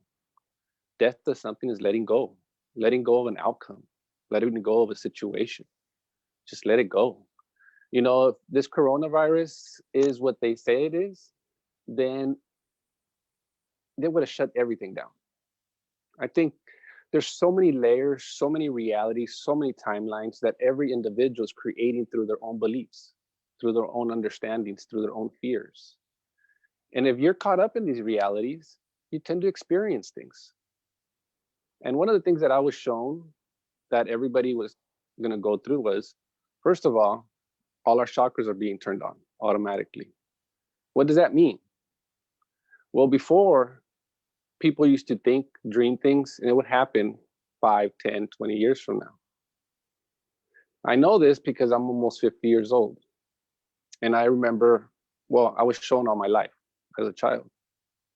And today, what I experienced from 11/11/11 to present is what I see everybody going through today. And one of the things that I was shown was that I personally went through was when I went through multiple deaths. I went through the flus, the fevers. I didn't know what it was at the time because I had no one telling me or guiding me, other than I had my near-death experience that brought up all this crazy information. At the time, I didn't know what it was, but I was being downloaded and shown things, and I thought I was going crazy. So, as I said, one of my missions, one of my jobs is I'm a multi-dimensional, multi-timeline healer. I'm anchoring the full spectrum of all the frequencies. That being said, my job is to hold the peace and allow people to shift. People have to go through their own experience of learning to let go. Doesn't matter what we hear, see, it's a personal experience that each individual is going through. Everything outside of us is a reflection of what's going on inside of us. When I was going through my journey, there was, and I'm getting this shown as an image right now, there was a lady, a Native American lady. I was out in Sedona, and they were crying and arguing about the rivers, why they're dry. The image, spirit came through me, I channeled straight out. What came through me at that moment was, what are you worried about? How is your health? And she's like, well, you could see her legs are swollen. She goes, I have a hard time with, you know, the blood circulating in my body. I get tired a lot. She started talking about herself. Well, I got shown an image that what she's seen and experienced about the rivers is the own flow of her energy, the flow of her blood going through her stuff and her concerns and her fears. Now, through my journey, that's one of the things that I was shown as I was waking up. My fears. What am I afraid of? Why am I so nervous? Why am I so angry? Why am I so judgmental? And all that anger, all that hate that I had within me had to get purged out. Well, here's the kicker to all this. We're all creating our realities, each individual. So when it came to me of the 3D getting sick, oh my God, I'm getting sick. I have the flu. Oh, I can't breathe. Oh, I have asthma. Oh, I have bronchitis. Oh, I've died multiple times because of this, of my, you know, throughout my childhood or my living, you could say. Well, 3 years ago, I was pretty much dying from the lungs, the same thing that everybody else is going through right now. Or the people that are waking up, because this is one thing that I was told too, it happens in stages. Not everybody wakes up at the same time, especially when it comes to purging, because we all have to help each other as we're waking up. So as you're to time, you've been speaking for a while. all right, Yeah, if blessings, brother. you can. But yeah, it's again we're been really emphasizing clear, direct communication. And yeah, Right. Well, I was trying to get to the topics that you guys were talking about, but that's cool. yeah. I understand the power of my energy, so I understand. No problem. Would you be open to a reflection in this space? Of course. That's why I was just sitting listening until you You asked.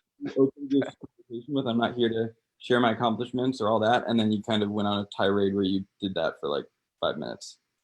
Well, because I was trying, it kind of taps into the topics that you guys are talking about death, life and death, and telling a little bit about my personal experience helps sometimes individuals understand what they're going through. And that's the reason I was sharing that. Other than that, I mean, I feel that this is the main reason why we're all going through is just the death process.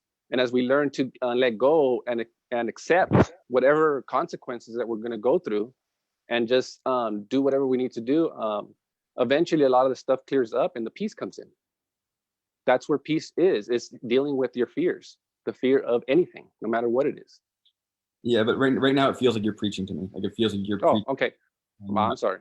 That's the last thing I want to do. And again, I've been isolated for a while, so I'm just, how would I say? Learning, remembering how to communicate and releasing and letting go certain things. And thank you for sharing, because you know what? I need some input because I haven't been doing this for a while. Totally. So thank you, brother. Yeah, I'm really glad you're here, and I'm glad you brought yourself. Bless you. Yeah. Cool. And that's the last thing I'm here to do is try to preach. It's just trying to, share information. That's all. And, I get it. And learn from that. I'm still understanding how to relate to it, because we have preachy energies that come in, and I'm still understanding how to relate to when it, because I know it's usually not a conscious thing. It's like a lot of us have been conditioned in one way or another, and it's like what we believe, and we want to share that. So that's a deeper. Well, it's a lot of the stuff that that it comes to know. I know that I'm a catalyst, and I know I tend to trigger people a lot because of my presence, and a lot of the stuff is self-reflection. Understanding that part of ourselves and why it triggers us or bothers us. One of the things that I was shown is to trust and allow what's going on, because there's things happening that sometimes we don't understand. Cool. So let's love it. Awesome. Thank you. Let's thank you. The context. No problem. Right now we're in is exploring again exploring the new paradigm, emerging the new paradigm, exploring what the message of the paradigm is, and exploring common ground. And Michael, you might situation if you so move. I'd love to hear your voice.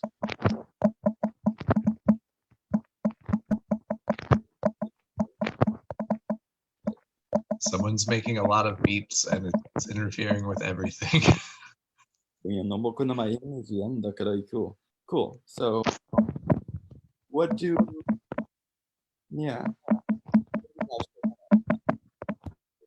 Can you mute Cecily? Yeah.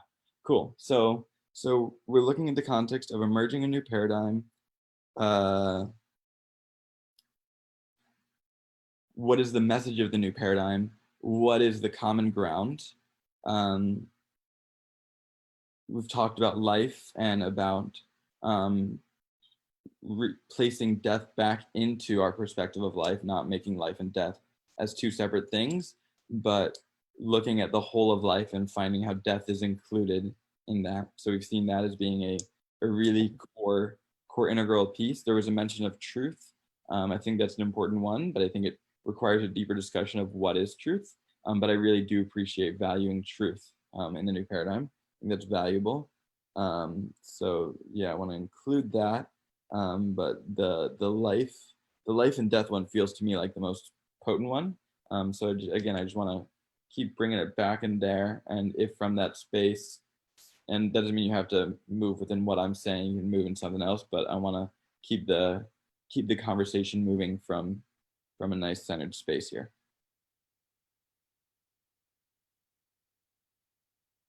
Yeah, Melissa. Hi, a lot is happening.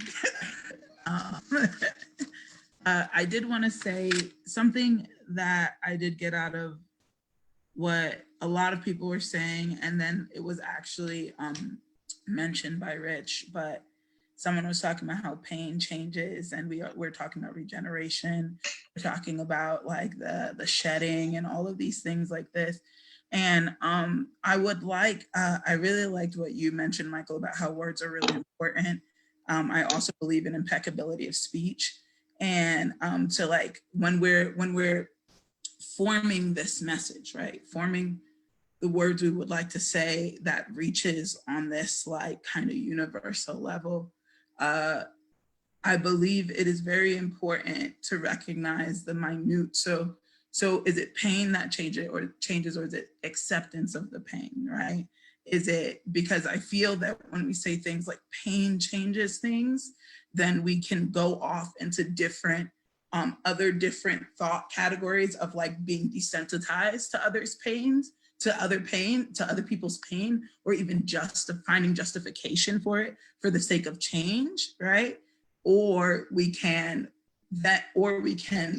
really jump into and chase pain because we know it as the change agent rather than acceptance, right? And then that changes, because I think part of this paradigm might be learning that we don't need pain to change, right? Like learning that pain isn't really the thing that's changing. And something that Rich said, it's like a letting go or a release, right? Release, like when we talk about facing our pain and facing our conflict, what we're doing, and I liked when you said courage, AG, like what we're doing is going into our heart space. Courage comes from the word cor, the French word, which means have, like cor is heart. So courage means to have heart. And so we're going into our heart space and opening our heart and kind of dissolving all things and being dissolved into all things. Hence why at the other end of painful situations, once we have dissolved into it or it dissolved into us, then we feel even empowered, even like more confident and with the ability to go on. So I think that is all just to like come back to like when we're talking about a message that is universal. I think it's super important to hear in the sake of like what we're learning from our own stories, right? And also trusting that the common ground is there regardless, and it's a matter of like uncovering it through receiving, right? Because like deep listening. And one more thing, and then I'm done, I promise.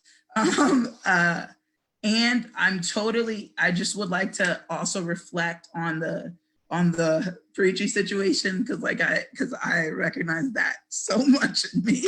And but there is a validity when it's tied with humility, where if you can be like water, then you can take any vessel that is necessary at any given time.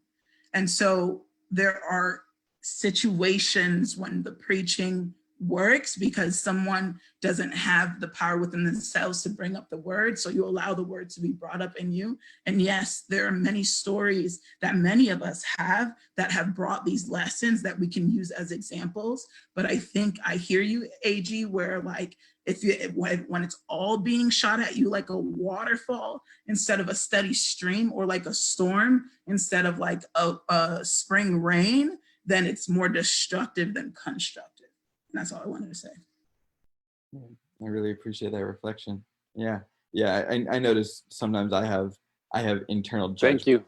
So it can create a resistance, and so that's my own work to look at. And so like what's being invited into the space and being present with that. But yeah, I think you offered a really beautiful reflection in that, and I appreciate it. Yes, thank you. Again, process of remembering and learning. Thank you. Cecily, what you got? I was really just reflecting on something you said earlier. It was a reflection you had for me, AG, and I feel confused by it because you're like, I actually don't think that what you're saying is the best way to do it. But what I had said was that I actually don't know how to do it. And so I'm like, I'm not sure, because I actually, what I was conveying is that I actually do not know how to context this in terms of how to bring it forward. And I do believe that some of the work may actually happen naturally as a byproduct of mindful shifts that are being applied. But I also want to presence the very feminine element of not needing to place context in everything. And I think birth and death may feel that way for me. Um, they don't, they are the context. So sometimes it may be hard to give them context, I think. Beautiful. Yes. I feel Yeah, complete. totally clear. And yeah, to own some of my own in that is that sometimes when a share goes on for a long time, I have a tendency to lose presence. And so that's on me of like, and then I react, can sometimes have a bit of a reaction to that, being like, oh, it feels like it's going off topic, and so then I hop and react into it rather than like. And so yeah, I think you did say some really important stuff, and maybe because it went on a long time and I felt like it was drawing out and I didn't totally see the purpose, I missed some of what you said. And so thank you for hopping back in and clarifying how it fit together.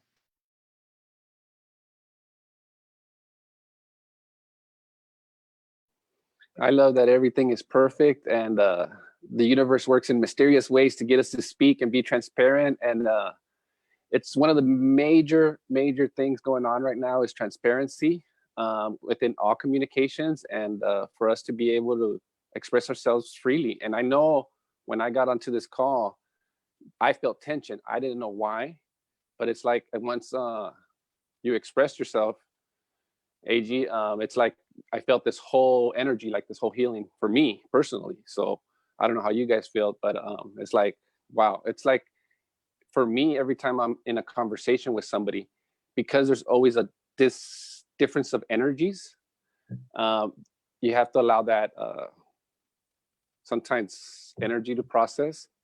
And sometimes it comes back as someone lashing out at you.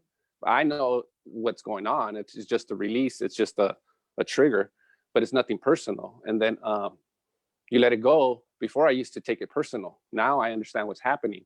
So I tend not to get triggered by it, but before I used to get triggered. But thank you.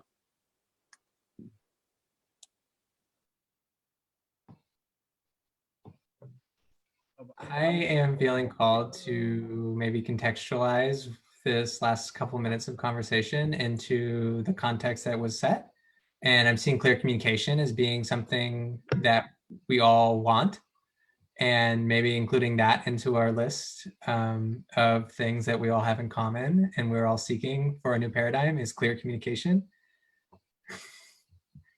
So to recap what we had so far was I feel like peace was something really big. There was some fractaling out in many directions of how can we have peace? And I felt that was getting away from the point of that is what we have in common, as the context is what do we all want in common, and or what do we all need? Yeah, and I guess, is there anything else that was coming up as a really clear thing we could add to this list? Like, what are we creating right now for establishing the tenets of a new paradigm? Melissa, what's up? Something coming in big and strong real quick, belonging and acceptance. So in general, so I think within the new paradigm, I think one of the biggest factors of people hesitant is not knowing where they fit in. And so understanding, having the basic understanding that everyone does belong in some way, shape, or form as they are.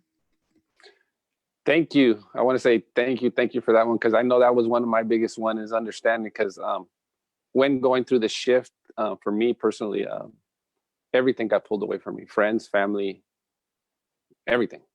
I had to understand and be present by myself. And as I step out, like I'm doing on this call, it was kind of tempting because I've had bad flashbacks because of my communication or how I might have said something or a word came out we're not understanding that I was purposely guided to say certain things to get whatever people on the call, you know, because we're here to move forward, clean up our energies. And sometimes some of us here, we're catalysts and we trigger people. We're not doing it on purpose. It's just our presence. So I want to say thank you to each and every one of you guys for holding your guys' presence and standing in your authenticity and expressing yourselves. So thank you, thank you, thank you. I think I'll chime in. I had to leave for a bit, but I'm back. Exactly what we're doing here with these conversations, having this openness and this safe space. Like the word safe space just keeps popping up in my head over and over. Providing that safe space for people to express themselves without being reactionary allows for the growth and people to open their minds up to all of the things that we're talking about. And so just like safe place, like how I haven't answered the phone in like a week from people because I just have had this anxiety where I just didn't want to talk, let alone have my face on a screen with a live. It's my first live, you know, being on live at all, but the openness of the conversation, it allowed me to come into this space and expand my consciousness.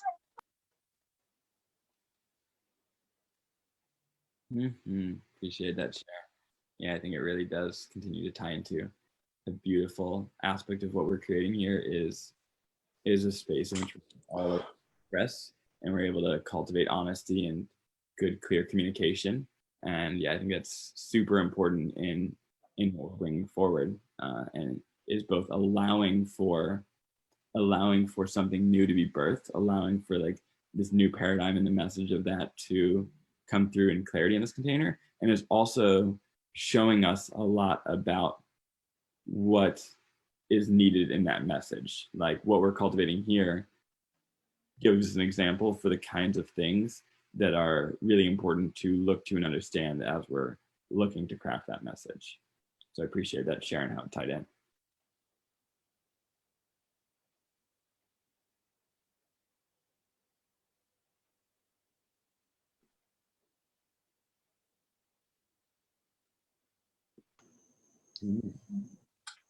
Let's talk about, do people want to work Monday through Friday, 8 a.m., these jobs? Do we want to go back into the same cycle that we were in before? Are there other things that we could be putting our time into? That includes our passions, our joys, our skills that we came here for. That's really important to me because like time with our family and how we get to live our lives and the quality of our lives and connecting with nature and our community in really genuine ways. That's really important to me. Epic.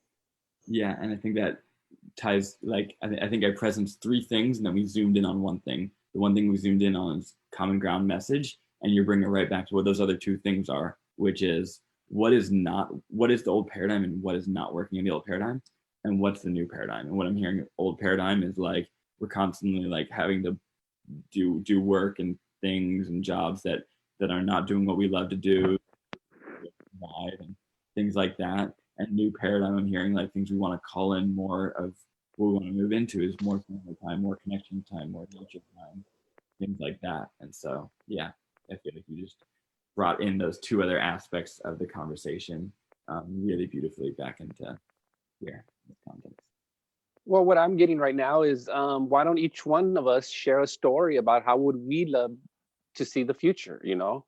It's planting a seed, it's anchoring us as a collective, you know, as a group, anchoring that seed and co-creating a reality from it, you know, by believing that we can.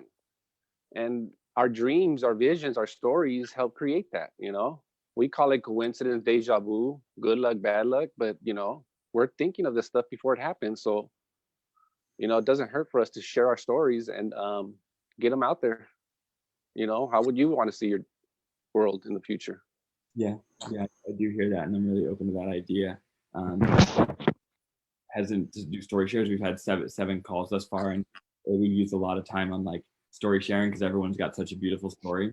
And so that's one reason why I've been somewhat resistant to that energy, because while it's beautiful sharing everyone's story, it can also sometimes distract from a steady line of communication. But I do hear what you're saying of looking at how we're envisioning and pulling that in. So I'd be open to that. But I feel like that's going to move us in a new direction. And I saw Melissa seemed like she had something really important to share first. Talking about old paradigm and new paradigm, I think that like I just really want to like kind of echo what Mandy was saying in different words, if you will. The distraction from the self is the old paradigm, right? Like the self that the like capital S self, right? Like all the things that Mandy was saying were like actually life, you know, like connecting, you know, doing your passion, what fuels you, what fulfills you, what like fills you, like doing that, as opposed to chasing and pursuing and like getting tied up in knots, right? I've been like really and I know like the story, I completely understand that. I know I'm coming in late on this, but just like a little addendum from the past week.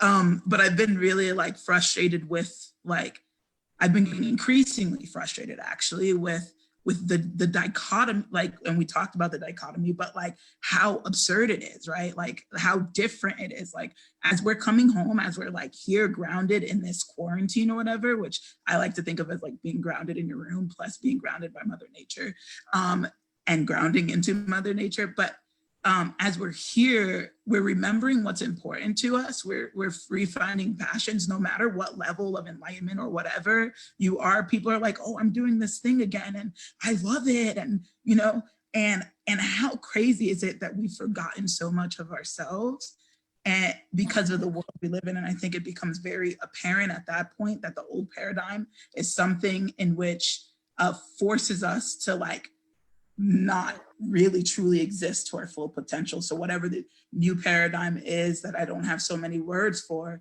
it's something that brings out the full capacity of human potential.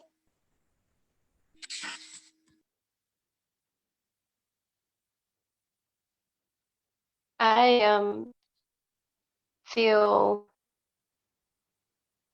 what came up for me is related to both what Melissa and Mandy were just saying and builds on that, and also what Rich was saying about what we would want to see.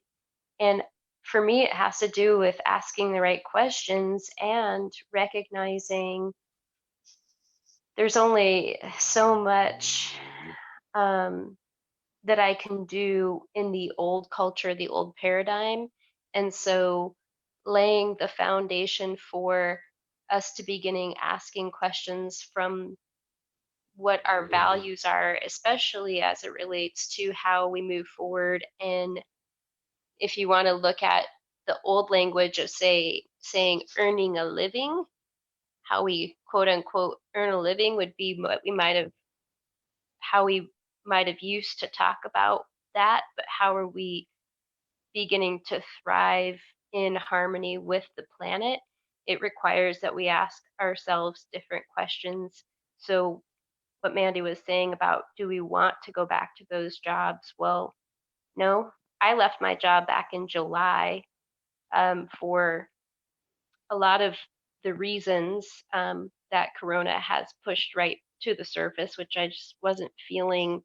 I felt like I was in a system that I didn't inherently, it wasn't mine. I didn't value, I couldn't, my values and the values of the system were at odds.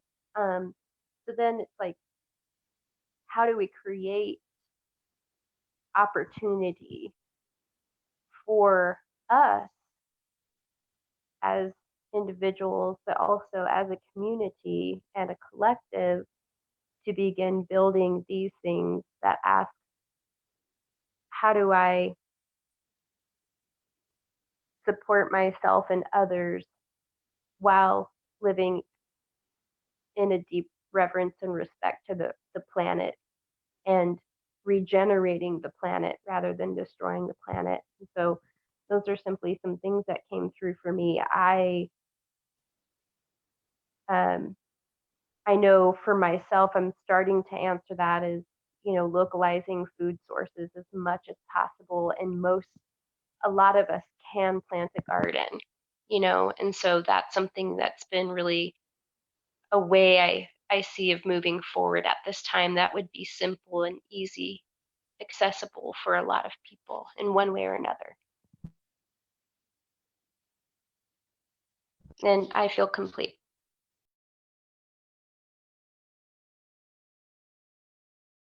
Something that is coming alive for me that's building off of what Cecily has said, Melissa brought some of this in, is focusing on what we want and what aligns with us rather than looking at what we don't want. I've seen this meme come up a lot through social media specifically of it's not we want no war, it's we want peace.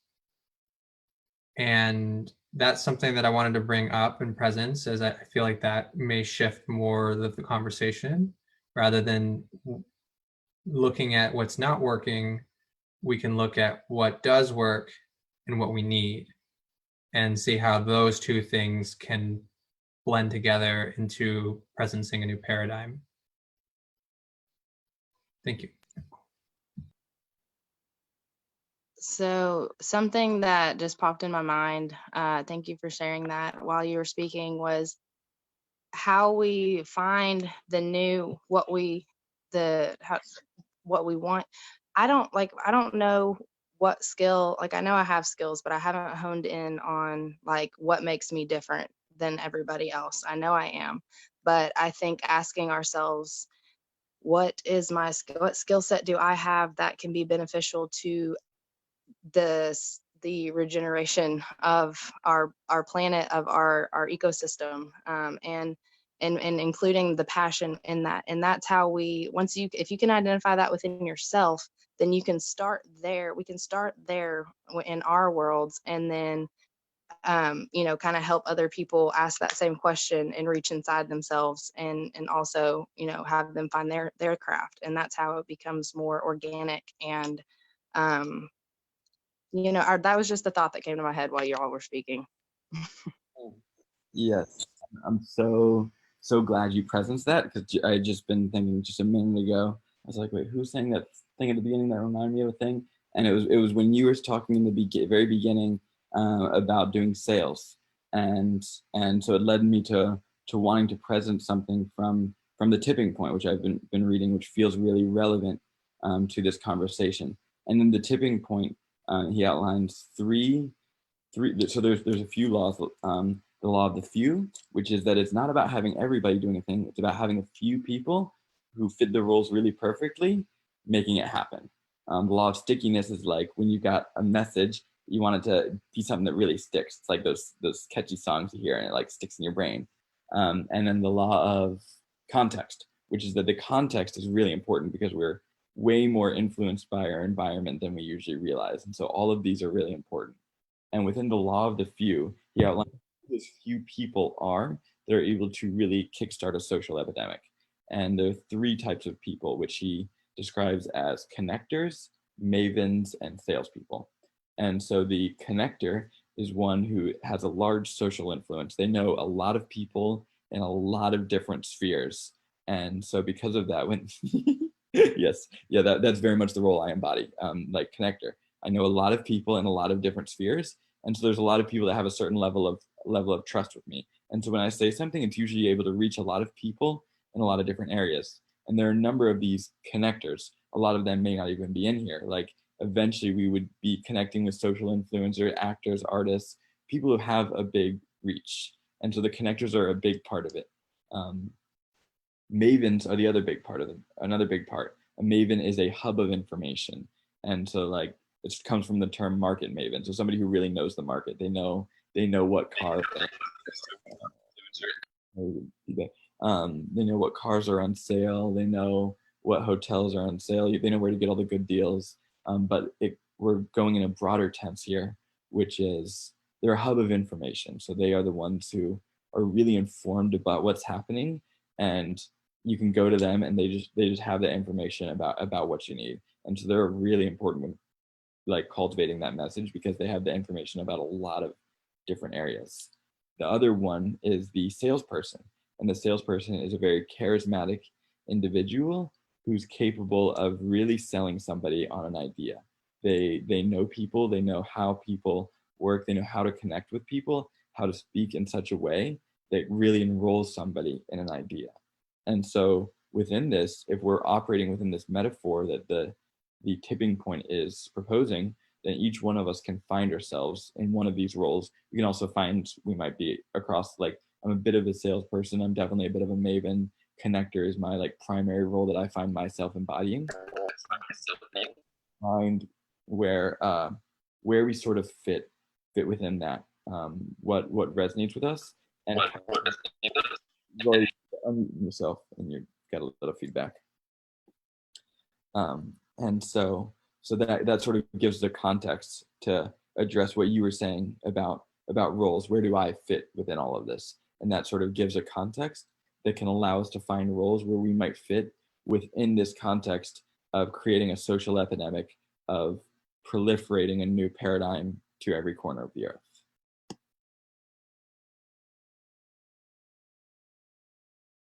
Yeah, what you got, Melissa?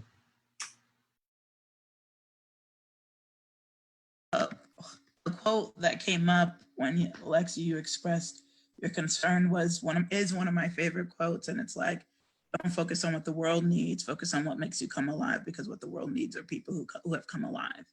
And so as like, for instance, as AG was like explaining these like connector, maven, salesperson, I was like, oh, like, which one am I most excited to do? Like, you know, where do I find myself going most often? And I'm like, I love information. So that's like, but I also love connecting, and I also love, like, you know what I mean? So like, I see what you say, what you're meaning when you say like, honestly, we have it all in us, but there's one that like really like, it's the thing that pulls us, and it's the thing that like we keep, like when we're distracting ourselves, it's the thing we're doing when we're distracting ourselves, you know? And so I just wanted to like throw that in there to see if I could help out it in any way.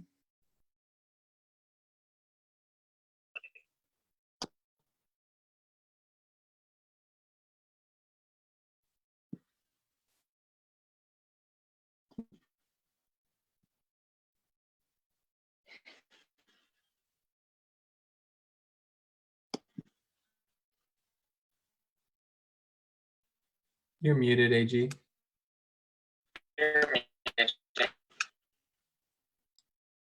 Cool. Roy, did you have something you wanted to share?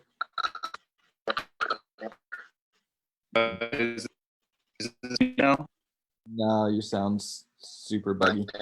Anybody, and I see myself, but I'm assuming that option side. Is this true? You, friend? Yeah, it sounds super feedback filled, and it's really hard to understand what you're saying. But if you want to type something into chat, I can carry forward a message. Yeah, but as Michael says, we love you and appreciate you being here.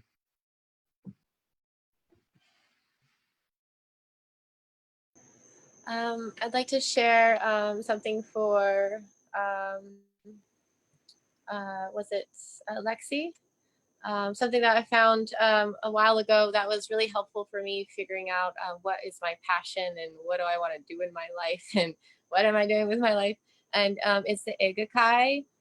And just to show you like a picture real quick.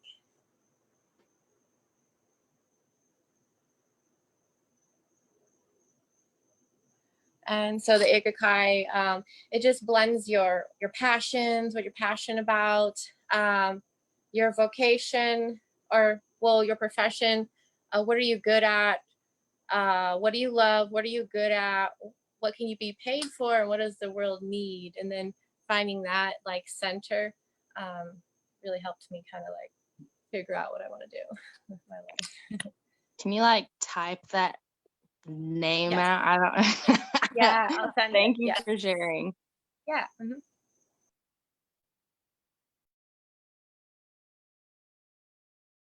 Cool.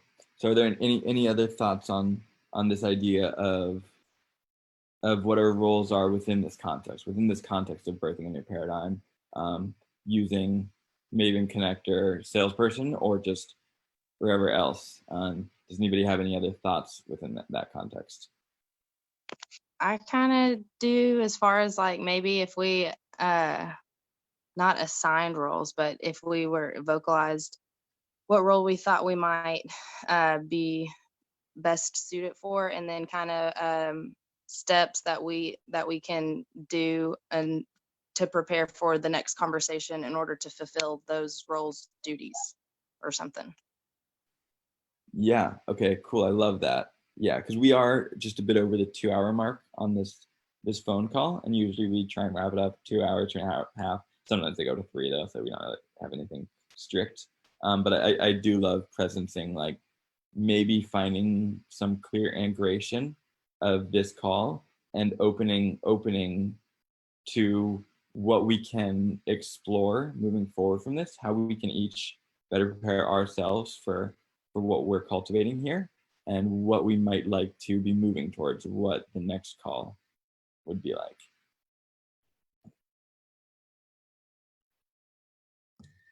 I'm feeling the excitement. Yay. So to presence the question that was proposed, I definitely identify as a Maven, leaning salesperson. I like to translate the information that I carry. And I see that as one of my superpowers, is the translation aspect. And moving forward with Corona conversations, I love the contextualization. I've also noticed that it hasn't been fully agreed upon before we've moved forward into these conversations, because these like subtext conversations have come up, and those feel more exciting for a portion of the room, a portion of the conversation, and that's the way that the conversation moves. I'm not sure with a clear answer of how to bridge that and keep it grounded in a context, but it's just an observation I wanted to present. What do we feel about setting the context, but getting a sort of like buy-in? I don't know if buy-in's the right word, but some kind of like, yes, I'm in. Like we set a context and people are like, I'm in for that context, or actually I'd like us to be moving in a different context, so we can sort of have a clear agreement that of what context we're moving in. That way it's not like me saying this is the context we're moving in and then me bringing us back to something that I'm the one who's saying it. So maybe we can sort of, myself or another could pose a context, and then we as a collective could say, yes, I'm really about us moving within that context right now. I think we would have the most progress, quicker progress that way. Mm-hmm. For sure. Only question for that, sorry, I just jumped in, but my only question for that is, or like statement really, because there will be people like me, for instance, who like saw it and I was like, no, I want to be a part of this, and then like jumped in like midway, not knowing context. So something that was really useful for me in order to adjust was the regardless of if the context is that what's being done really, really well, is the continual like regrounding back into the context and the reminding. I think that's something that even if we like when we move forward are doing this like pre-setting of the context, something that we don't lose for the sake of people like me or others, you know. Awesome. So that feels really clear. I think just that simple shift is something we can begin to integrate in the next call, and that's going to enable the calls to be a lot more clear and progressive and just keep the things moving. Rory, you got it. Let's see if your mic works. You really Hey, can you guys hear me this time? Probably not like ever. Thanks. Yeah. No. 0. You can hear me, so I'm assuming that's me. So basically, you hear me, right? I don't know, but I'm gonna no. Okay, we'll try again another time, but that was closer than last time. So to continue to tie that in. Grounding in the context feels really important. Getting clear context and kind of grounding together in that context, I think, is a really beautiful thing we can integrate into this. In terms of that metaphor with the within the tipping point, if that's a thing that we feel good about looking at. So I guess that how does that context feel for people of beginning to look at how we're moving within the metaphors presented by that book, The Tipping Point? Can I give like thumbs up, or if anybody has an issue with that they want a presence, then.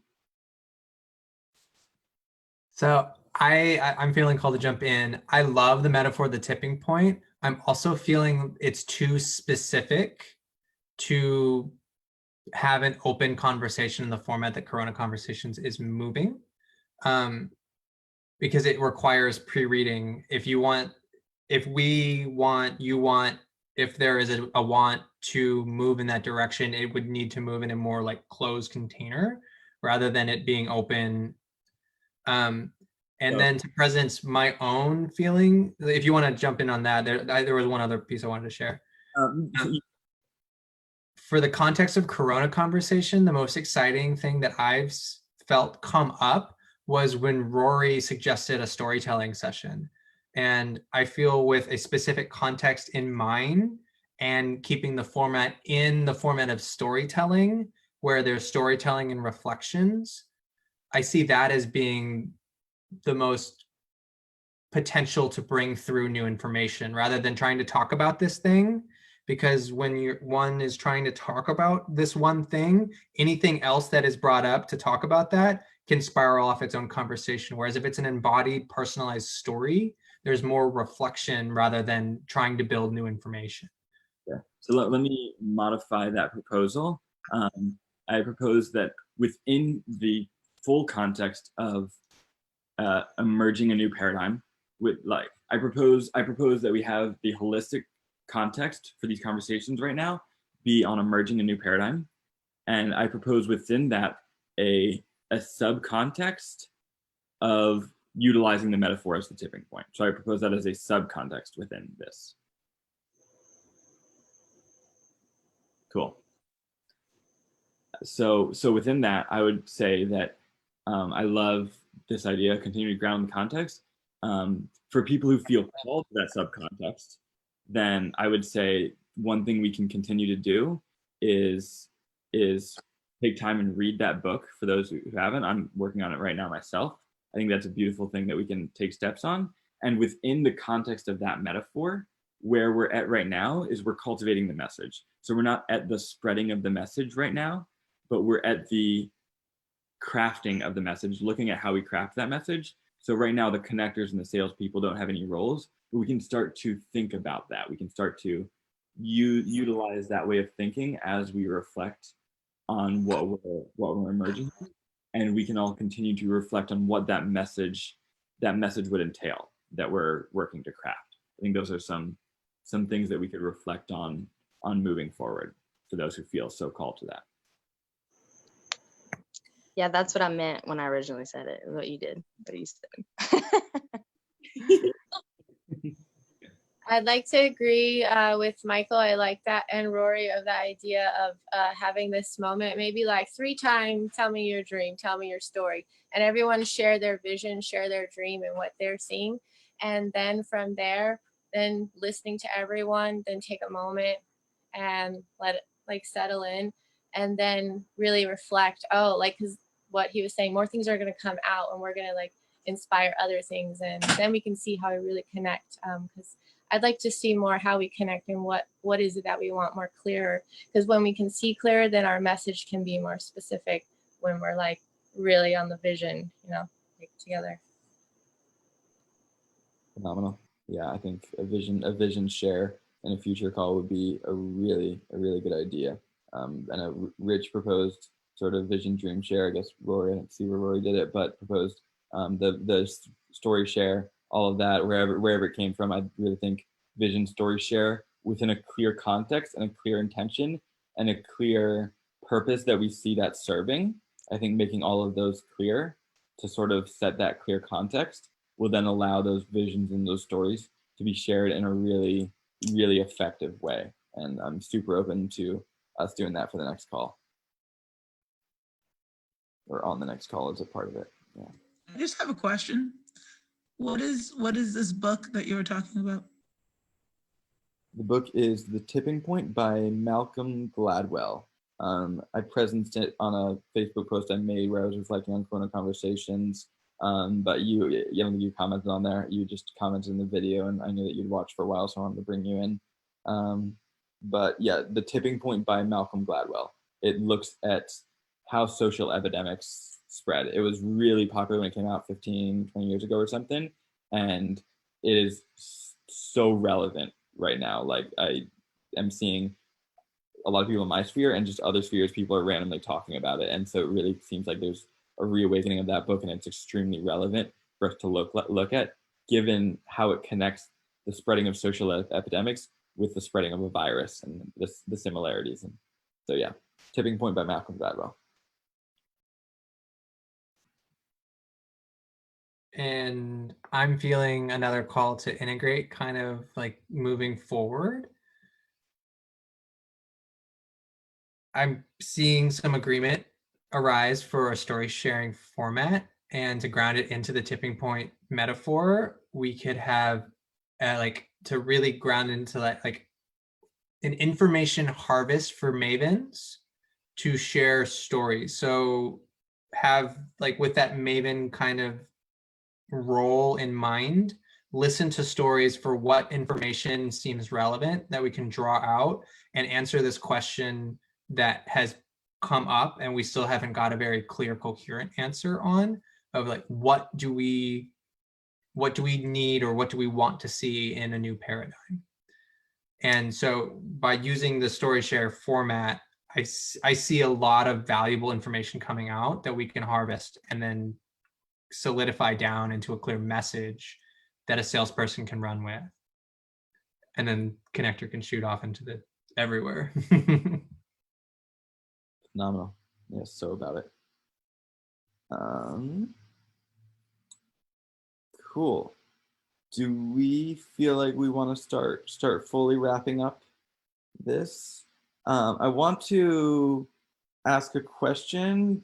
What do you all feel about how we want to effectively keep the conversation moving, not just in the calls, but also otherwise? Like do we want a specific Corona conversations? I know, like, a lot of us, I have like one other group chat which has a lot of commonality between it, but it's not specifically this and what we're bringing through here. I wonder if people feel resonant with a group chat we're discussing it.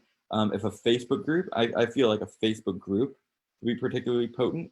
We could have a Facebook group page. We could also do it where when we're live streaming these, we live stream it to a page and not just my page, which could also allow for other people who are clearly cultivating, like Michael, for example, since he's here and present and like clearly in the facilitation vibe. Somebody such as Michael and others who are stepping up in more ways could facilitate something like the story share, and then we can have a common space where the Facebook is being streamed to.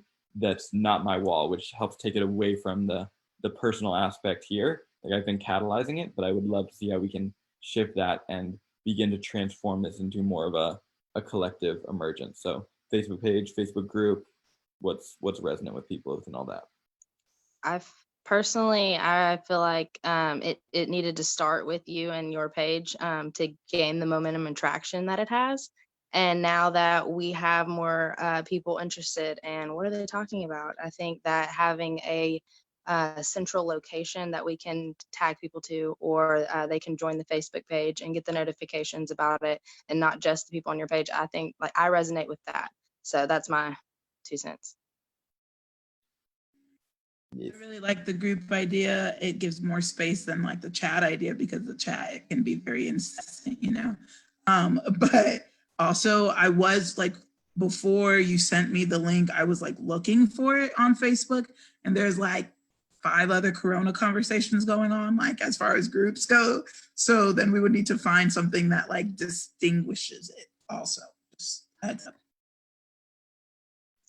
Hippie Corona conversations. Yeah.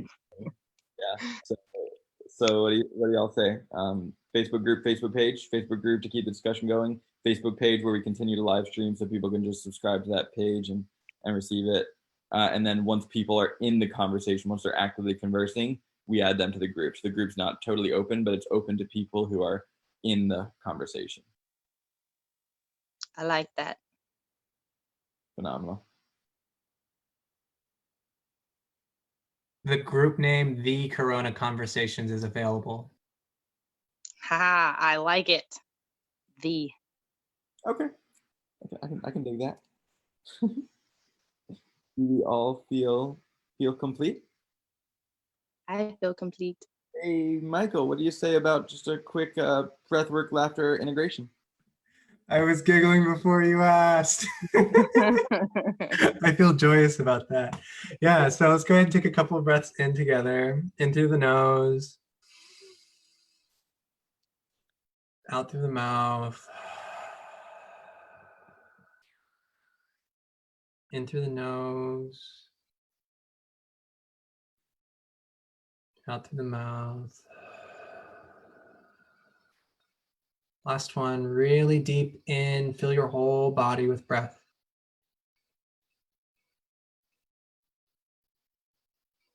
And release.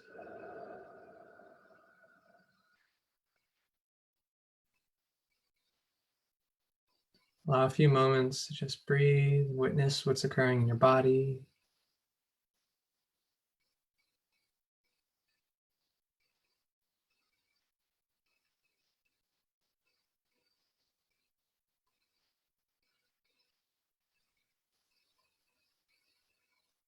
Now, inviting in the vibrations of gratitude and joy. We're going to take a deep breath together and we're going to laugh out for all the things that we are grateful for and joyous on that have arisen within us through this conversation, in this container, with these humans, with these ideas. What are you grateful for? What are you joyous about? And what are you taking with you? Breathing in and breathing out a big laugh.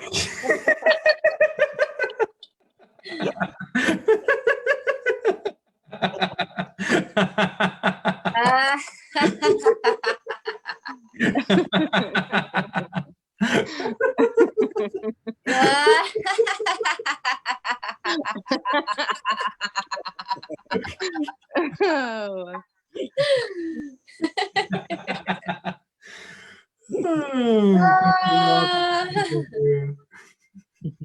Wow. Wow.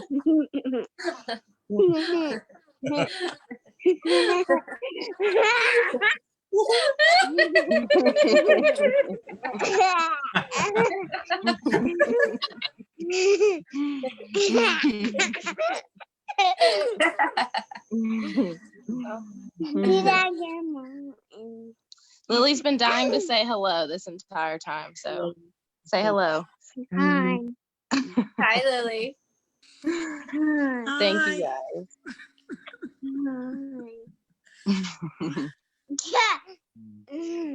Thanks for joining our laugh track. Thank you. And that's the laughing and integrating and being with this whole beautiful one. Better every time. Like, seriously.